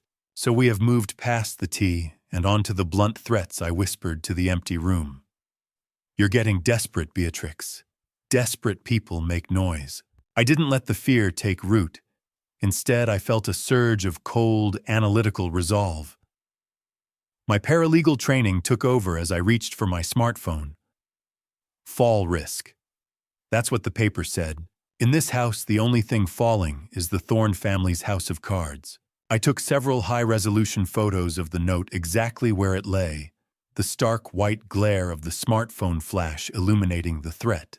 I ensured the metadata captured the exact timestamp and GPS coordinates. Then, using a pair of watchmaker's tweezers from my dresser, I carefully lifted the paper and slid it into a sterile plastic evidence bag. I labeled it Exhibit A and felt the satisfying weight of the plastic in my hand. Every threat is just another line in your indictment, I thought. I moved to the bedroom door and engaged the heavy brass bolt I'd installed years ago. The cold, metallic click offered a temporary illusion of safety. As I sat in my armchair, the weight of my vintage service pistol resting on the side table, I noticed something that made my stomach turn. A faint, cloying smell of sandalwood cologne clung to my pillowcase. Vance had been in this room, standing over my bed, while I was at the law office, violating the one place I thought was still mine. How do you sleep in a room that has been violated by the man who helped kill your son? I sat in the darkness, listening to the house settle. Below me, I could hear the muffled, heavy bass of Marigold's music thudding through the floorboards, and the low, rhythmic murmur of Beatrix's voice as she paced the hallway on her phone. They were confident. They believed the emergency hearing would be my finish line. The storm is here, Julian, I thought, looking toward the window. I hope you're watching. Sleep is for the innocent. Tonight I would settle for silence and a clear sightline to the door. I knew this was the final night I would spend as a victim in this house. Tomorrow the roles would finally flip, and the hunters would find themselves in the trap. I watched the handle of my bedroom door jiggle once-twice in the dead of night, and I realized that they weren't waiting for the court's permission to remove me anymore. The morning sun over Denver was sharp and unforgiving, reflecting off the marble columns of the county courthouse as I made my way toward the entrance. I walked through those corridors not as a retired paralegal visiting old friends, but as a man fighting to keep the very name etched on his birth certificate. I could feel the cold, smooth texture of the wooden gallery rail as I entered courtroom 4B and took my place beside Thane Garrison. I scanned the arena. Beatrix sat at the defense table accompanied by a new high-priced attorney who radiated a slick, polished arrogance. She had clearly hired a cleanup specialist to replace Volos, someone whose job was to pretend the earlier ethics violations never happened. In the back row, Marigold Thorne looked small and pale, her eyes glued to the floor to avoid mine. The room smelled of old paper and expensive cologne underpinned by the sterile scent of floor wax. All rise, the bailiff called, and Judge Morris, a woman in her late 60s with silver-streaked hair and the weary eyes of someone who had seen every possible variation of human greed, presided over the bench with a quiet, terrifying authority. The rhythmic, echoing thump of her gavel signaled the start of my formal erasure. "This is where the lies meet the record, Thane," I whispered. "Make sure they are etched in deep." Beatrix's new attorney opened with a scathing narrative painting me as a tragic figure lost in the fog of advanced dementia. He spoke of my violent outbursts and paranoid delusions regarding Julian's death, presenting the forged power of attorney as a necessary intervention to protect the sterling assets from my own instability. I sat perfectly still, a stone gargoyle in the front row, while the dry, scratchy sound of the court reporter's stenograph recorded every fabrication, marble and oak. It is a beautiful place to watch someone try to bury you while you are still breathing. The opposition called their first medical witness a physician I recognized from Julian's secret recording. He testified with a professional detachment that chilled me, claiming I had failed several cognitive assessments during a home visit that I knew for a fact had never occurred. How many silver pieces does it cost to buy a doctor's soul in the state of Colorado? In my professional opinion, the doctor stated, looking directly at Judge Morris, Arthur Sterling lacks the testamentary capacity to manage his affairs. He cited specific details of my supposed episodes of unpredictable aggression, details that I realized matched Marigold's fabricated affidavit word for word. The medical and family lies were so tightly coordinated, they sounded like a script. I watched the judge's pen move across her notepad, the gravity of the institutional lie being constructed around me feeling like a rising tide.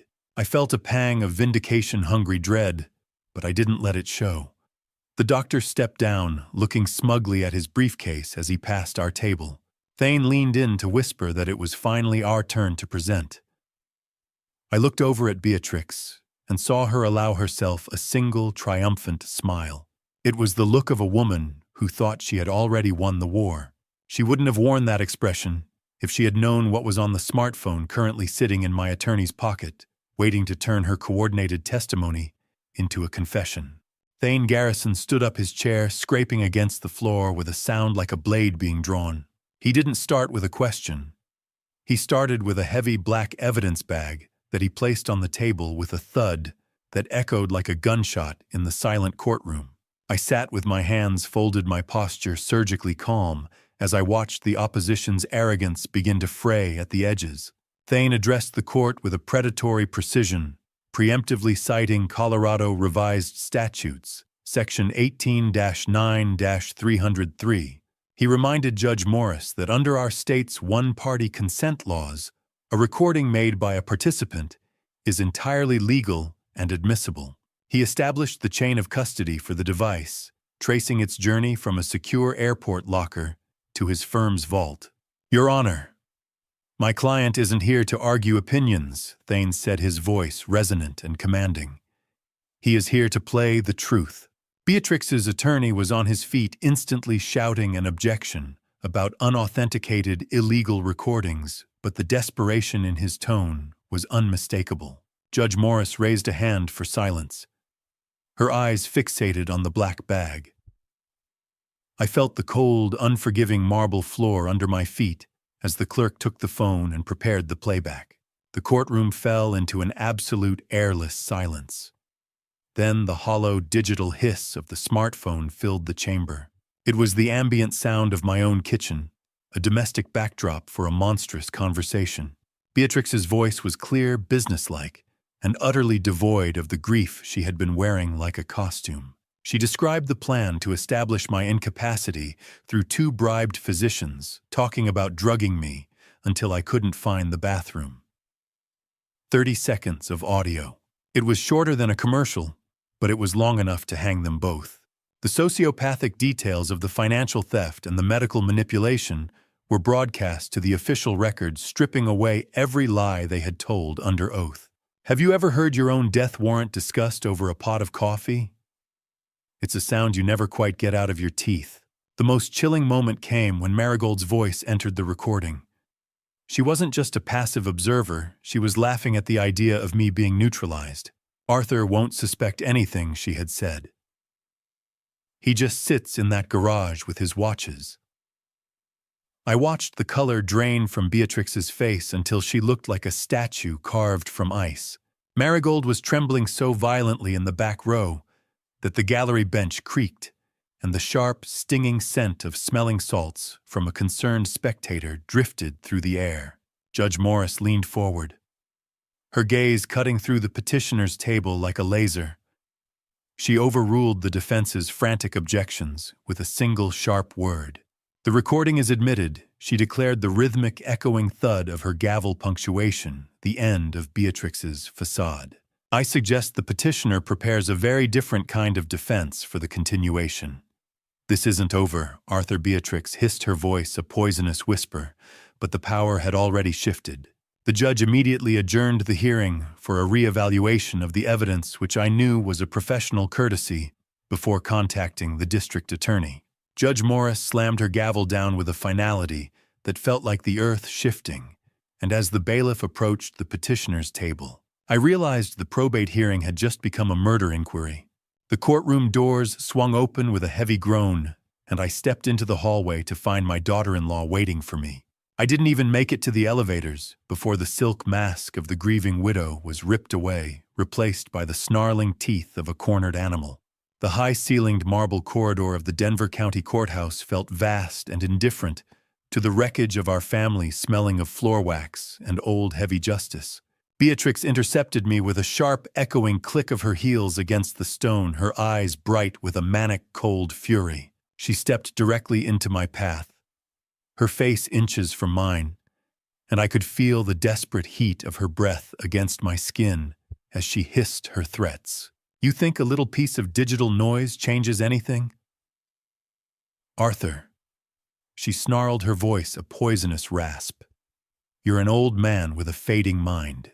No one will believe a digital ghost over the word of respectable doctors. My legal team will have that recording suppressed before the next sun rises." I stood my ground, feeling the cool, circulating air of the courthouse finally reaching my lungs after the stifling atmosphere of the hearing. The judge just believed it. "Beatrix," I replied, my voice a calm, analytical contrast to her rage. And she was the only one in that room who mattered. "You can hire all the architects you want, but the foundation of your lie is already dust. Marble. It's a very cold surface to stand on when your world is melting." Beatrix shifted her tactics with the fluidity of a seasoned fraudster, her expression softening into a calculated plea for mercy. "Think of Marigold, Arthur," she whispered, reaching out as if to touch my arm. "Do you really want her grandfather to be the one who sends her mother to prison? We can still reach an out-of-court settlement. If you misplace that original phone, we can find a way for everyone to move on. Vance is already gone anyway. You've won the house. Isn't that enough?" I looked at her with the clinical detachment I had honed over 35 years of transcribing the desperate pleas of criminals. I knew she was lying about Vance being gone. The morning's camera check had shown him still pinned in my garage, but I didn't correct her. "I'm thinking of Julian," I said, my voice hardening. "And I'm thinking of the 35 years I spent recording people who thought they could negotiate with the truth once they were caught. Have you ever noticed how the loudest people in the world become the quietest once the evidence is read into the record?" I leaned in close, lowering my voice so the passing clerks couldn't hear. "You made one mistake, Beatrix. You assumed that because I was old, I was a beginner. You're a beginner in a room full of experts, and the experts are tired of your noise." I turned my back on her, the rhythmic ding of the elevator arriving, sounding like a bell signaling the end of a round. As I walked away, I saw Marigold watching from the shadows of a massive marble pillar. Her expression wasn't one of anger toward me. It was a look of terrifying realization directed at her mother. I pressed the elevator button and didn't look back, even when Beatrix screamed my name, because I knew the next person she'd be screaming for would be a lawyer who couldn't be bought. The district attorney's office was located in a building that lacked the marble grandeur of the courthouse, but it held a much sharper kind of teeth. I didn't ask for a meeting. I walked into the building and laid Julian's cardiologist emails next to the lab report on the benzodiazepines, like a winning hand in a game they didn't know I was playing. The dry, stale air of the government office felt thick with the humming of fluorescent lights, and the weight of the heavy legal-sized folder in my hand was the only anchor I needed. I was eventually ushered into a small, windowless room to meet Garrett, a 50-year-old senior investigator for the district attorney, with a face like a bulldog and a voice that didn't waste a single syllable.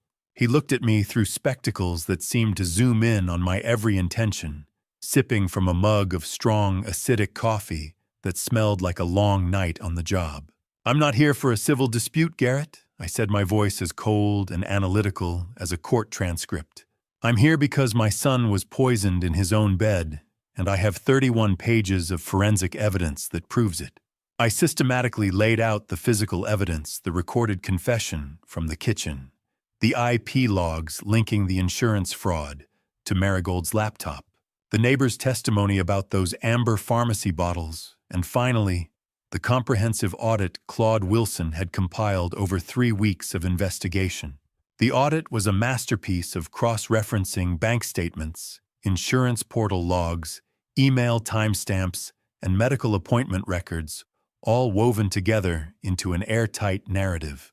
Every transfer, every login, every lie documented with timestamps and screenshots across 31 single-spaced pages. I watched his professional skepticism slowly dissolve as my precision left no room for doubt. "You've done more work in 3 months than most of my detectives do in a year," he muttered, his eyes scanning the lab results that confirmed 15 milligrams of benzodiazepine per serving in the tea sample. I presented the cardiologist's emails where Julian described the metallic taste, the same copper bitterness I'd felt in that herbal tea. I explained the neutralization plan mentioned in the December emails, connecting the financial fraud to the physical decline of both men. The audit showed that the $220,000 insurance policy wasn't just changed, it was weaponized as the endgame of a plan that began 8 months before Julian's death. Emails, reports, logs, 31 pages. I was burying them in a landslide of their own making. He was a healthy, 43-year-old man, and his heart didn't just stop, I told him. It was stopped with premeditation, and I can prove the motive, the means, and the conspiracy.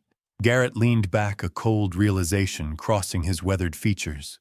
He revealed that the bank manager's fraud report had already flagged the estate, but they were waiting for a family member to provide a physical motive. If the toxicology on the tea matches his symptoms, and if we can prove digoxin in the body, we have a capital case. He said, his bulldog face hardening into a look of predatory intent. He produced the paperwork for a court-ordered exhumation and a criminal search warrant for the Highland estate. The house felt different. When I returned that evening, the silence was no longer a secret, but a sentence. I pulled into the driveway and saw the heavy industrial padlock hanging shattered on the garage door, the first physical fracture in a war that had finally moved from the courtroom to the concrete. I didn't panic. I had deliberately left that lock weakened a lure for a predator who was running out of shadows. I stepped out of my car, the cold, gritty feel of the driveway under my shoes, grounding me as I moved toward the open threshold. The interior of the workshop was dark, but the sharp, stinging scent of raw gasoline lunged at me, thick and suffocating. Gasoline. The smell of a man who has run out of lies and started looking for matches. I flicked the light switch my silhouette cast by the porch light and found Vance Prescott frantically tearing through Julian's archived boxes. He had a metal bin at his feet and was tossing legal documents into it, his expensive suit jacket discarded on my workbench. "You are a bit late for spring cleaning, Vance," I said, my voice as level and cold as a winter morning. "The judge already has the highlights." Vance spun around, his eyes wide and wild. "You think you are so smart, old man," he hissed, clutching a handful of correspondence. "These papers are just trash now. Once they're ash, your little recording is just hearsay." He lunged toward me, but I stepped back behind the heavy mahogany workbench, leading him deeper into the workshop's interior. The garage wasn't a storage unit anymore. It was a digital lobster trap, and Vance had just crawled right into the center. I gestured toward the vintage wall clock above the lathe. "Smile for the clock, Vance. It has a better memory than I do." I watched the realization hit him as he saw the tiny, blinking blue light inside the clock's casing. I had installed a motion-activated cloud camera weeks ago. Every second of his forced entry, the gasoline, and his desperate attempt to destroy evidence was being uploaded in real time to Thane Garrison's secure server. "I will burn this whole place down with you in it," Vance screamed, reaching for a lighter in his pocket. Before he could strike it, I hit the remote trigger on my keychain. The rhythmic, mechanical whine of the security shutters filled the room as heavy steel slats slammed down over the windows and the main door sealing the perimeter. The garage was now a cage, and I was on the outside. I walked toward the house, the strobe-like flicker of police lights already appearing at the end of the block.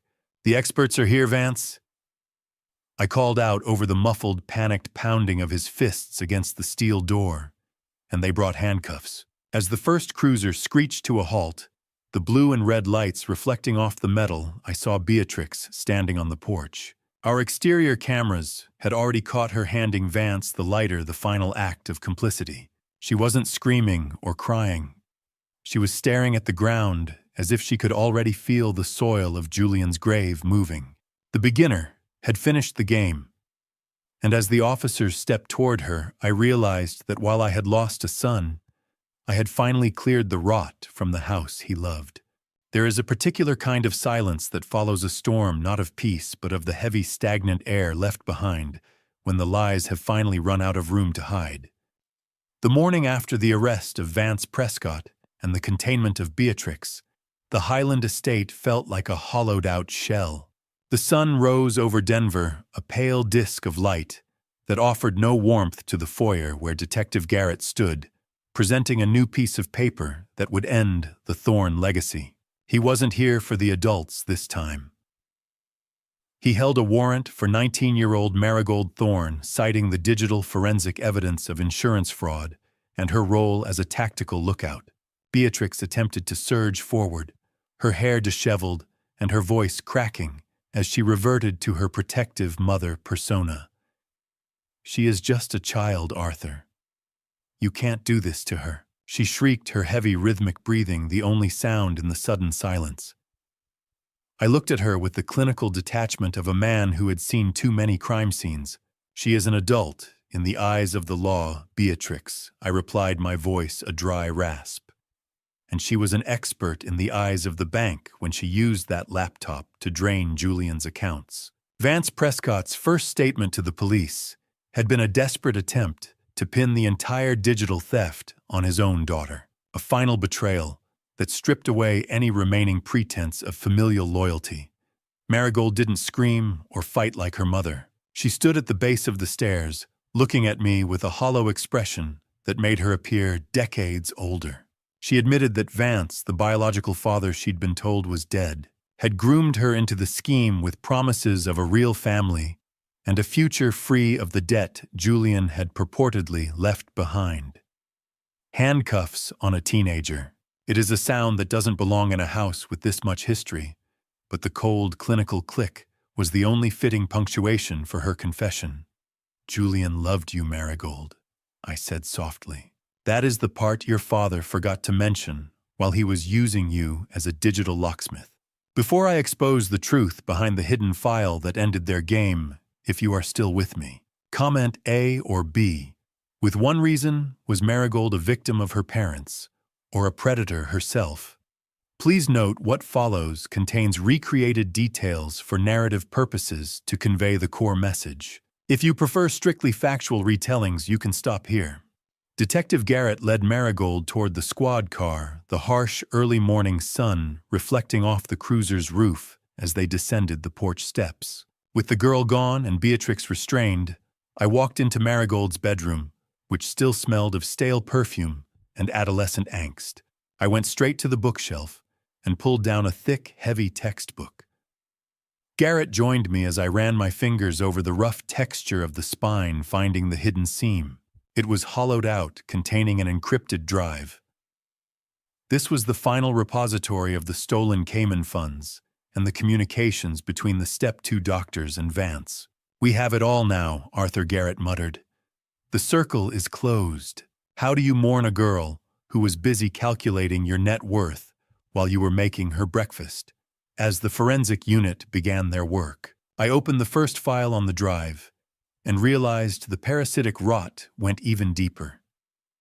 Marigold had already started a secondary folder to blackmail her own mother.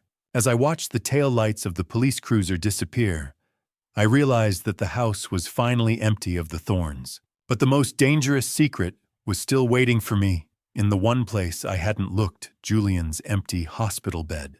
The hospital bed sat in the middle of the guest room, like a monument to a battle that had already been lost.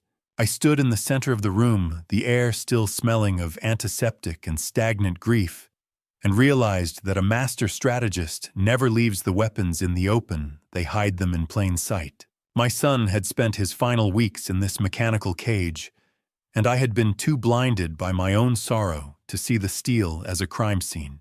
I began a forensic examination of the adjustable frame, my fingers tracing the cold metal joints. I discovered that the bed itself had been leased through a shell company owned by Vance Prescott, a detail that allowed them to install monitoring equipment without Julian ever suspecting a thing. I knelt on the floor, my knees popping in the silence, and searched the underside of the frame near the motor housing. My hand brushed against something smooth and unnatural. With a sharp, cold, magnetic clack, I pulled away a small black box. Inside, I found several vials of liquid digoxin and a small leather logbook. I opened it to find Beatrix's neat looped handwriting, but the content was monstrous. She had been tracking Julian's dosage response with the detached precision of a laboratory technician. Every entry, every milligram recorded exactly how much poison it took to slow my son's heart to a permanent stop. "You weren't just a wife, Beatrix." I whispered, the heavy metallic taste of the air in the silent room suddenly overwhelming. "You were a chemist of death." Digoxin. It is a drug meant to strengthen a failing heart, but in her hands, it was a vice grip designed to squeeze the life out of one. Detective Garrett arrived shortly after, his face like flint, as he handed me a preliminary exhumation report. He confirmed that the tissue samples taken from Julian showed massive lethal levels of digoxin, a medication Julian had never been prescribed. "It is official, Arthur," he said, his voice a low rumble. "Digoxin toxicity. He didn't stand a chance." I felt a surge of vindicated grief wash over me. It wasn't a sudden arrest. It was a slow-motion execution carried out in the dark. I handed the magnetic box and the dosage logbook to Garrett, completing the final pillar of evidence. "This logbook is the smoking gun," Arthur Garrett said, flipping through the pages. "She didn't just kill him. She documented the process for her own records." The dosage log. It wasn't a journal. It was a manual for murder.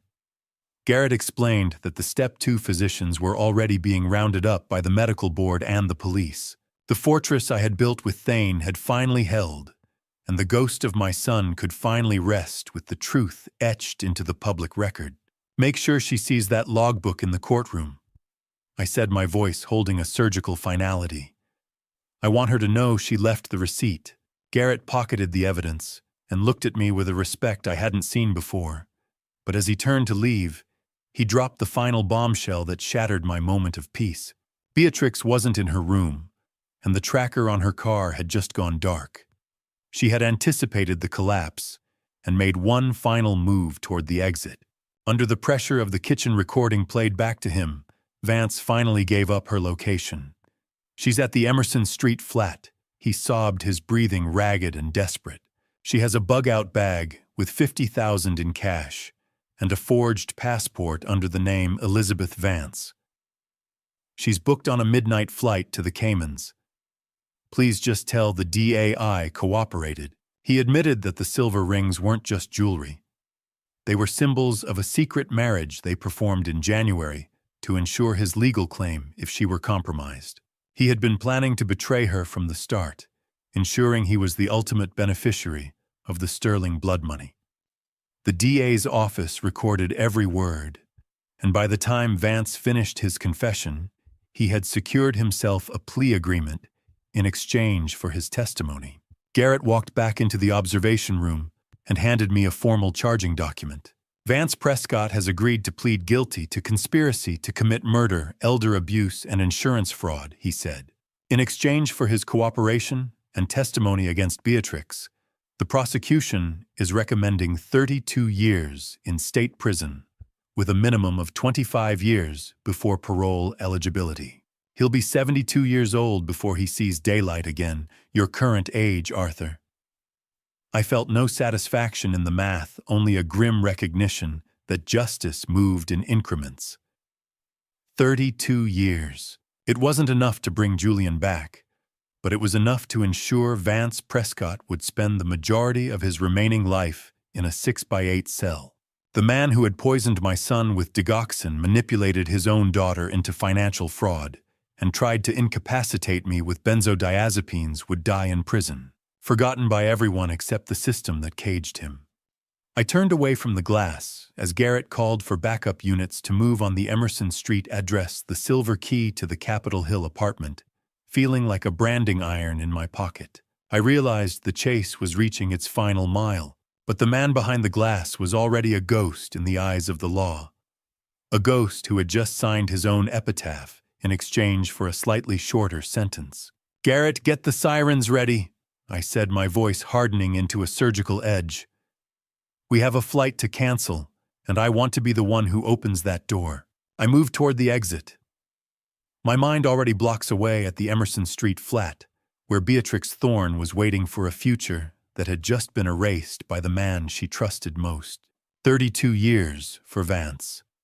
Life without parole waiting for Beatrix. The experts were finally closing the trap. The sirens were silent as we pulled onto Emerson Street, the shadows of the Capitol Hill buildings stretching out like fingers reaching for a ghost. I didn't need the silver key to enter the Capitol Hill apartment. The door was already standing ajar, venting the sound of a daughter finally screaming the truth at a mother who had run out of lies. I stepped into the cold, stagnant air of the hallway, my footsteps muffled by the cheap apartment carpet. Marigold Thorne hadn't escaped custody as Beatrix likely assumed. She had been released as part of a cooperation agreement to lead the police directly to this bug-out location. I entered the flat to find a scene of jagged domestic wreckage.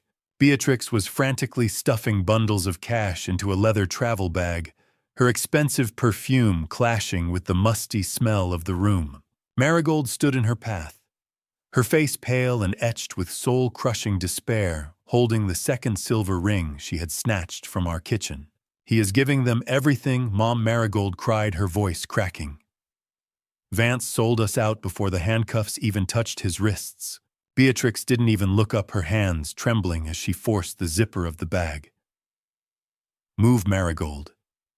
We have 20 minutes before the airport becomes a cage motherhood." In this room, it wasn't a bond. It was a transaction that had just gone into default.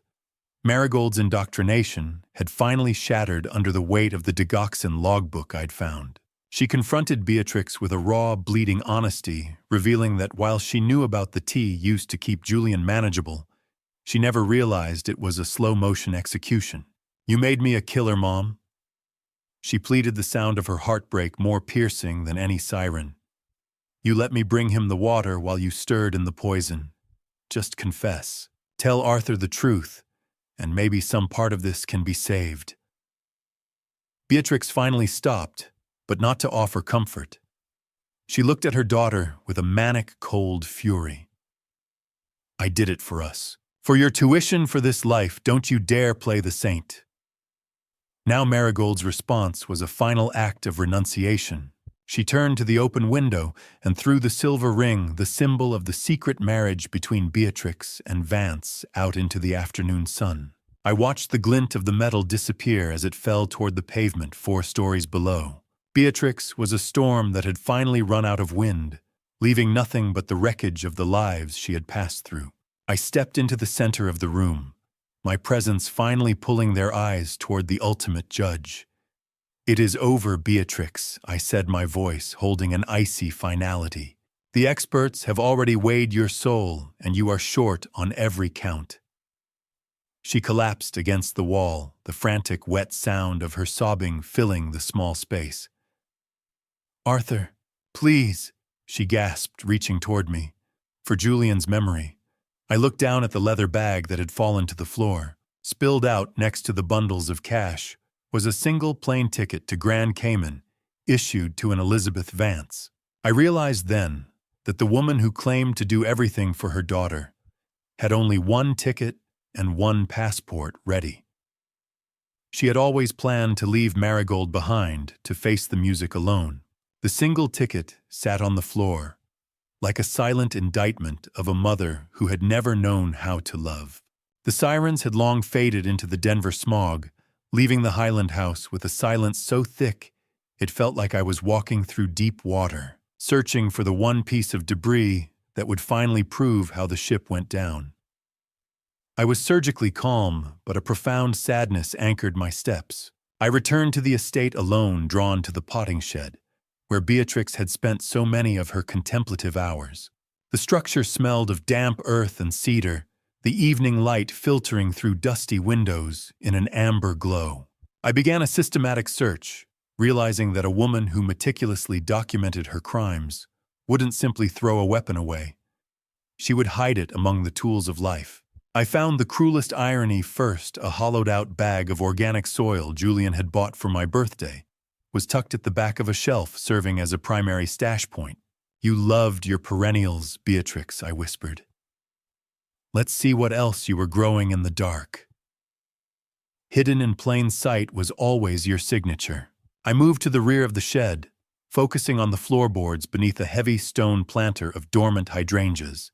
The cool, heavy weight of the stone was a struggle to shift, but once it was moved, I saw the fracture. I used a crowbar to pry up a loose, splintered board, revealing a small, airtight container. Inside was a vial of concentrated liquid extract. When I opened the lid, a sharp, metallic bitterness wafted out, identical to the toxic tea I had faked drinking. Foxglove. Beautiful, bell-shaped, and capable of stopping a heart in its tracks if you know how to squeeze the life out of it. Not soil. Foxglove. Digitalis in its purest form. You were brewing your own natural death right under my nose, and I was too focused on the law to see the garden. I held the container, realizing that Potter's Soil wasn't just a label on her shelves. It was the code name I had seen in the December emails between Vance and Beatrix. It was the step 1 they had discussed in the recording, the slow, untraceable weakening of Julian's heart, before the clinical step 2 physicians arrived to finish the job. How many times had I watched her tend these flowers, never realizing she was cultivating a cemetery in our own backyard? The cycle is finally complete, Julian. From the garden to the grave, and now back to me. This isn't just a bottle. It's the final period at the end of their sentence. As I prepared to seal the container in a plastic evidence bag, my fingers brushed against a second, smaller bottle hidden deeper in the cavity. This one bore a handwritten label that stopped my breath, AS Final. It was a confirmation that my own lethal dose had already been prepared, timed for the morning after the hearing. I was meant to be the final loose end they tied off. I held the glass up to the dying light of the Denver sunset and saw a small, etched serial number on the base. It didn't come from a pharmacy or a home brew kit, but from the very laboratory Julian had been investigating before he died. They hadn't just used nature. They had used Julian's own professional world to destroy him. I pulled the plastic evidence bag tight, the crinkle of the plastic sounding like a closing door, knowing that the sterling name was finally being cleansed of the rot she had planted. The walk back to the house felt lighter, as if the ghosts of the Highland estate had finally found their peace. I sat in my favorite rocking chair on the porch, the Potter's Soil bottle weighing down my pocket, and watched the high beams of the police cruisers sweep across the Highland neighborhood like a final curtain call. The evening rain began to fall, the smell of damp earth and fresh-cut grass rising to meet the rhythmic creak of the wooden chair. Beatrix was led out of the front door in handcuffs, the strobe-like flicker of blue and red lights dancing across her face, which had become a mask of ruined ambition. She stopped directly in front of me, her eyes burning with a desperate, toxic fire. "You will die alone in this museum, Arthur?" She spat, her voice a jagged remnant of her former poise. I was the only one who kept this place alive. I didn't stand or shout. I simply looked at her with the weary pity of a man who had seen the end of her story in 100 different case files. I would rather live in a tomb of my own making Beatrix than a palace built on my son's blood. She didn't know that my hand was resting on a hidden lapel mic, recording her final admission of intent for the first-degree murder charge that was already waiting for her. Handcuffs. They make a very specific sound when they are tightened on a person who thought they were above the law. I stood up and walked to the driveway to meet Detective Garrett. I handed him the cereal-coated bottle, the cold, smooth glass feeling like the final key to a massive, complex lock. I explained the connection to the laboratory Julian had been investigating. This closes the loop, Garrett. The lab, the doctors, the Thorne family. It is done. Garrett took the evidence and shook my hand firmly. You are a hell of an expert, Mr. Sterling. Julian would have been proud. I watched them drive away, taking the last of the noise and the rot with them. The house was finally ours again. I walked back inside and began the slow, methodical process of removing the Thorne influence. I stripped the gaudy, redecorated curtains from the windows and began boxing up every trace of the intruders. The house was not a crime scene anymore. It was a blank page, and for the first time in months, I had the only pen. I stood in Julian's study, looking at the collection of vintage watches on the wall. I knew then that I wouldn't sell the estate. I would turn it into a foundation for environmental law in Julian's name, a place where the truth would be protected. Just as I reached for the light switch, I found a letter Julian had mailed to himself, held at the post office and delivered late. It contained the final legal trust documents, making me the sole beneficiary, effectively rendering all of Beatrix's legal maneuvering moot from the start. He had protected me even when he couldn't protect himself. I wound Julian's favorite pocket watch one last time and listened to the steady mechanical ticking of the brass gears. The heartbeat of the house had returned. The Sterling name was finally undeniably free. Later that evening, I stood in the hallway shadows and observed the formal conclusion of the legal war that had consumed my life for 8 months. The sentencing hearing for Beatrix Thorne was scheduled for 9 a.m. on a crisp May morning, and I arrived at the courthouse with Thane Garrison by my side, carrying nothing but the weight of Julian's memory. The morning sun rose over the Highland estate, no longer a spotlight on a crime, but a warm hand on a new beginning. I adjusted my tie in the reflection of the courthouse's brass doors, not out of vanity, but because a man should look his best when he watches the law finally close the ledger on a murder. The heavy, rhythmic sound of my footsteps echoed in the high-ceilinged hall as I made my way to courtroom 4B for the final time. The smell of floor wax and stale air in the sentencing room felt less oppressive today, almost clinical. I sat in the gallery, my posture straight, as Judge Morris prepared to deliver the final verdict. Beatrix Thorne was led in, draped no longer in designer silk, but in the scratchy, synthetic orange of a county jumpsuit. She looked diminished, the predatory light in her eyes replaced by a frantic, hollow desperation. She attempted a last-minute appeal based on ineffective counsel, but the judge dismissed it with a wave of her hand, citing the recorded confession from my front porch as insurmountable evidence. Beatrix Thorne, you didn't just steal money. You stole a man's heartbeat and a father's future, Judge Morris declared, her voice ringing with a cold authority. You poisoned Julian Sterling with digoxin. Over a period of 6 weeks, documented every dose in a logbook, as if he were a laboratory experiment, and then turned your predatory attention to his 72-year-old father with benzodiazepines designed to destroy his mind.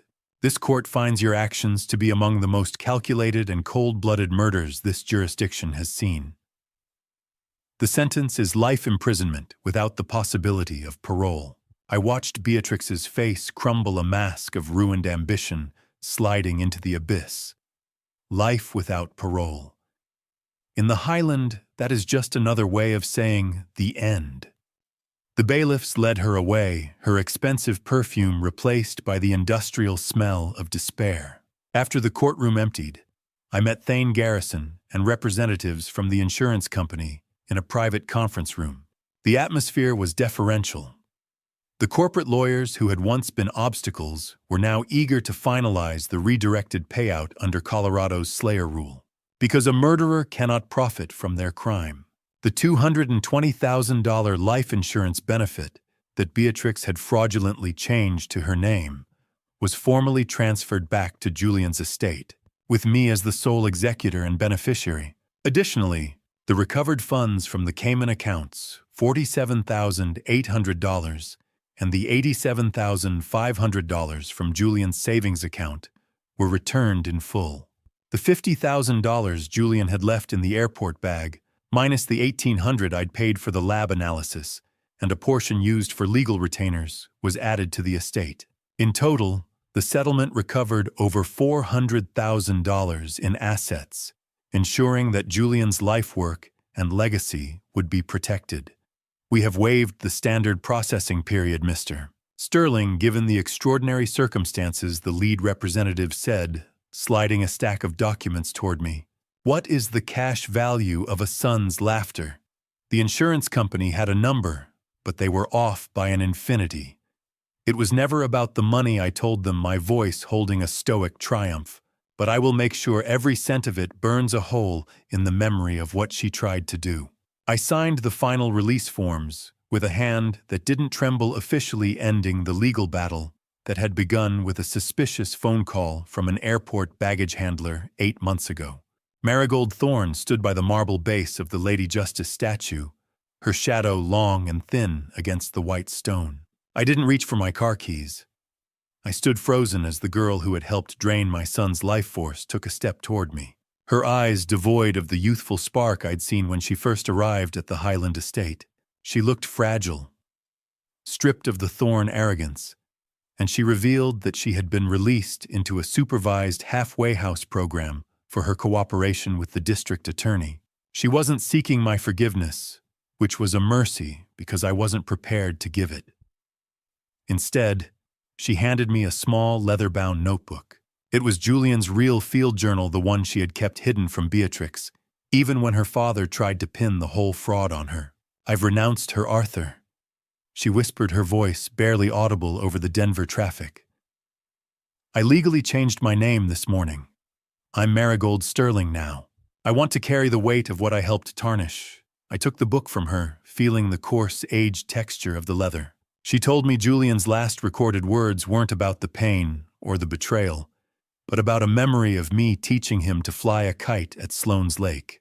Keep the money from your mother's trust, Marigold, I said, looking at the girl who now bore my name.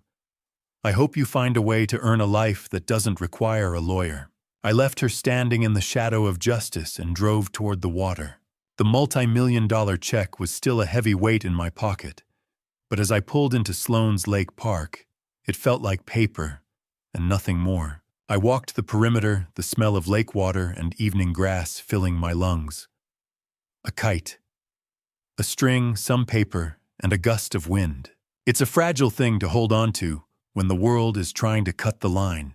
I found the specific spot Julian mentioned, sitting on a weathered bench that overlooked the Denver skyline reflected in the ripples. The experts were wrong. The most important things aren't the ones you can file in a folder. As the sun began to dip behind the Rockies, casting a blinding golden glare across the surface, I finally opened the journal. I read the final entries and felt the air leave my chest. Julian knew. He had realized he was being targeted weeks before the end. He hadn't stayed in the house out of weakness or confusion. He had stayed to gather enough forensic evidence to ensure I would be safe after he was gone. He was the expert, and I was just the one who carried the files to court. Grief is like the lake at sunset. It looks beautiful from a distance, but the water is still cold enough to stop your heart if you fall in. I watched the orange light bleed across the lake and realized that my son's final act wasn't dying. It was winning the war before it even started. The journal mentioned he had planted a secondary war chest, a collection of personal letters to me hidden inside the vintage clock movements in the garage. He had been talking to me all along. I stood up from the bench, the journal tucked under my arm like the final piece of a jigsaw puzzle, and saw a single bright blue kite rising into the Denver sky, exactly where Julian said it would be. The garage smelled of machine oil and memories when I finally turned the key in the lock, not to hide a body of evidence but to recover the soul of my family. The air was thick with the scent of lubricant and old metal, a comforting, honest aroma that signaled the end of the long siege. I moved directly to Julian's vintage 19th century long case clock, a towering mahogany sentinel that had stood silent in the corner of my workshop for months. Using the clue from his journal, I carefully dismantled the housing my fingers, familiar with the oily metallic texture of the gears. Behind the heavy pendulum weights, I discovered a vacuum-sealed packet. Inside were handwritten letters from my son, detailed plans for an environmental advocacy group, and the original deed to a small cabin in Illinois. "You were always better at the long game than me, Julian." I whispered, my voice thick with a cathartic release. A cabin in Illinois. "You remembered where we started." The letters revealed that Julian had secretly funneled research funds into a private trust for me years ago, ensuring I would never have to rely on the estate Beatrix was eyeing. He hadn't just been fighting for himself. He had been building a fortress around my future, while his own was being systematically dismantled. Restoring a house is like healing a wound. You have to scrape away the rot before the skin can grow back over the bone. I moved back into the main house, heading straight for the guest room I had dubbed the Blue Room. I spent the afternoon stripping away the clinical gray paint Beatrix had imposed, revealing the warmth beneath. I reinstalled Julian's childhood telescope and the soft blue velvet curtains his mother had chosen decades ago. The fabric felt rich and familiar between my fingers. The room was no longer a crime scene or a hospital wing. It was a sanctuary of the sterling past, bright and open to the Denver skyline. The stars look clearer when you aren't looking through a lens of suspicion, I thought, watching the first constellations appear. Is there anything more honest than the smell of toasted bread and the sound of a house that finally knows its owner is home? By nightfall, I stood in the restored kitchen, the crisp, cool night air coming through the open window. I prepared the Illinois Bun Special, a simple toasted roll with salted butter and wildflower honey.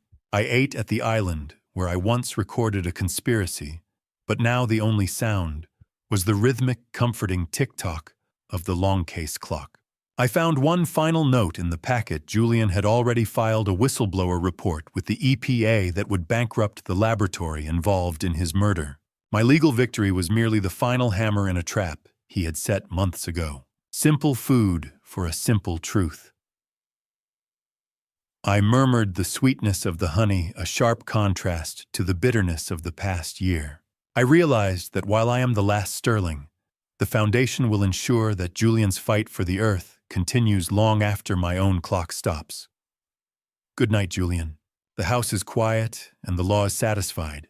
I turned off the kitchen light and walked upstairs, the steady, honest heartbeat of the house following me for the first time in months. As the Project 159KV4 folder lay closed on the desk, no longer a case to be solved, but a story finally told. Success in the law is measured in verdicts, but redemption is measured in the depth of the first full breath you take once the courtroom doors are locked behind you for good.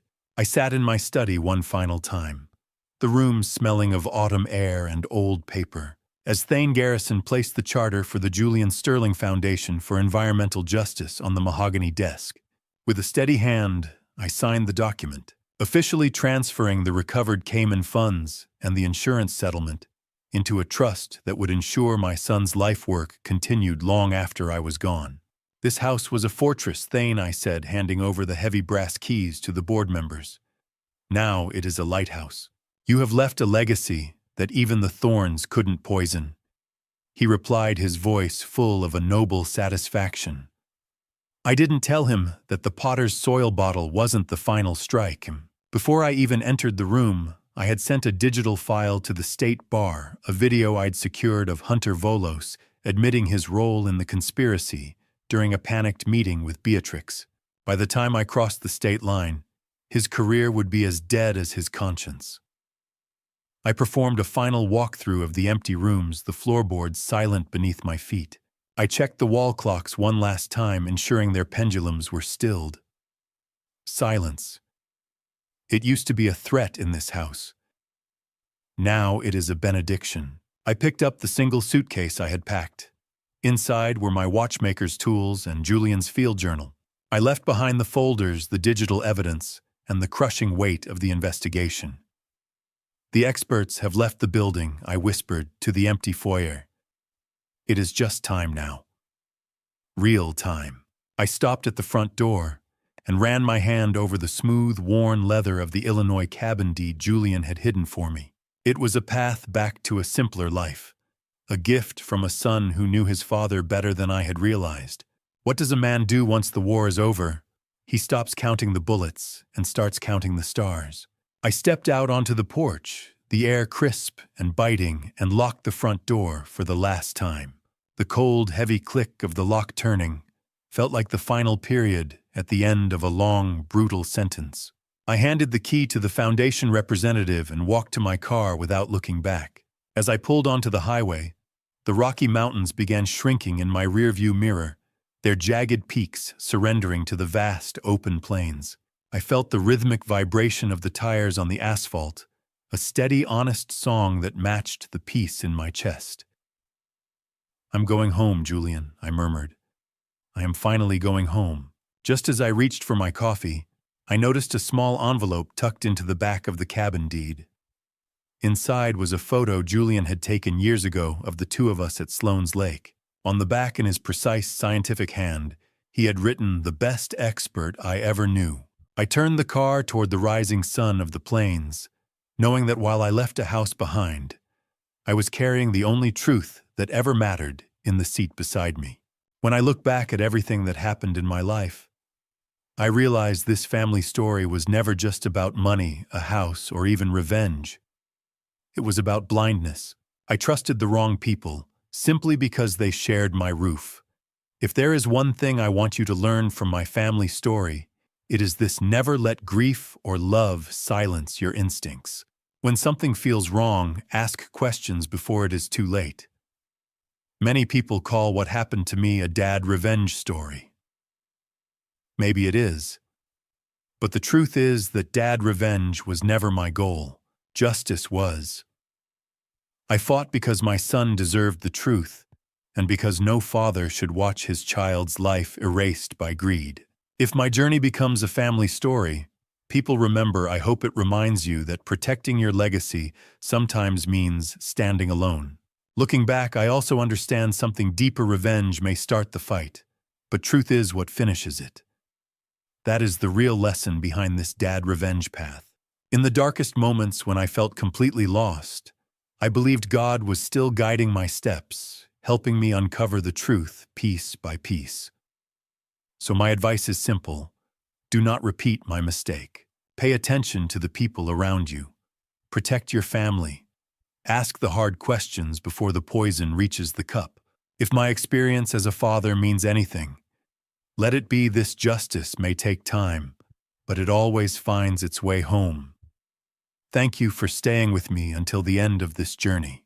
Leave a comment and tell me honestly, what would you do if you were in Arthur Sterling's position, discovering the people in your own home were plotting against you? I'd truly value hearing your perspective. If this family story moved, you consider subscribing so you don't miss the next chapter of stories like this. And just a gentle note: while this narrative draws inspiration from real-world issues about trust and betrayal, certain elements have been dramatized for storytelling purposes. If this type of content isn't for you, feel free to explore other videos that might suit you better.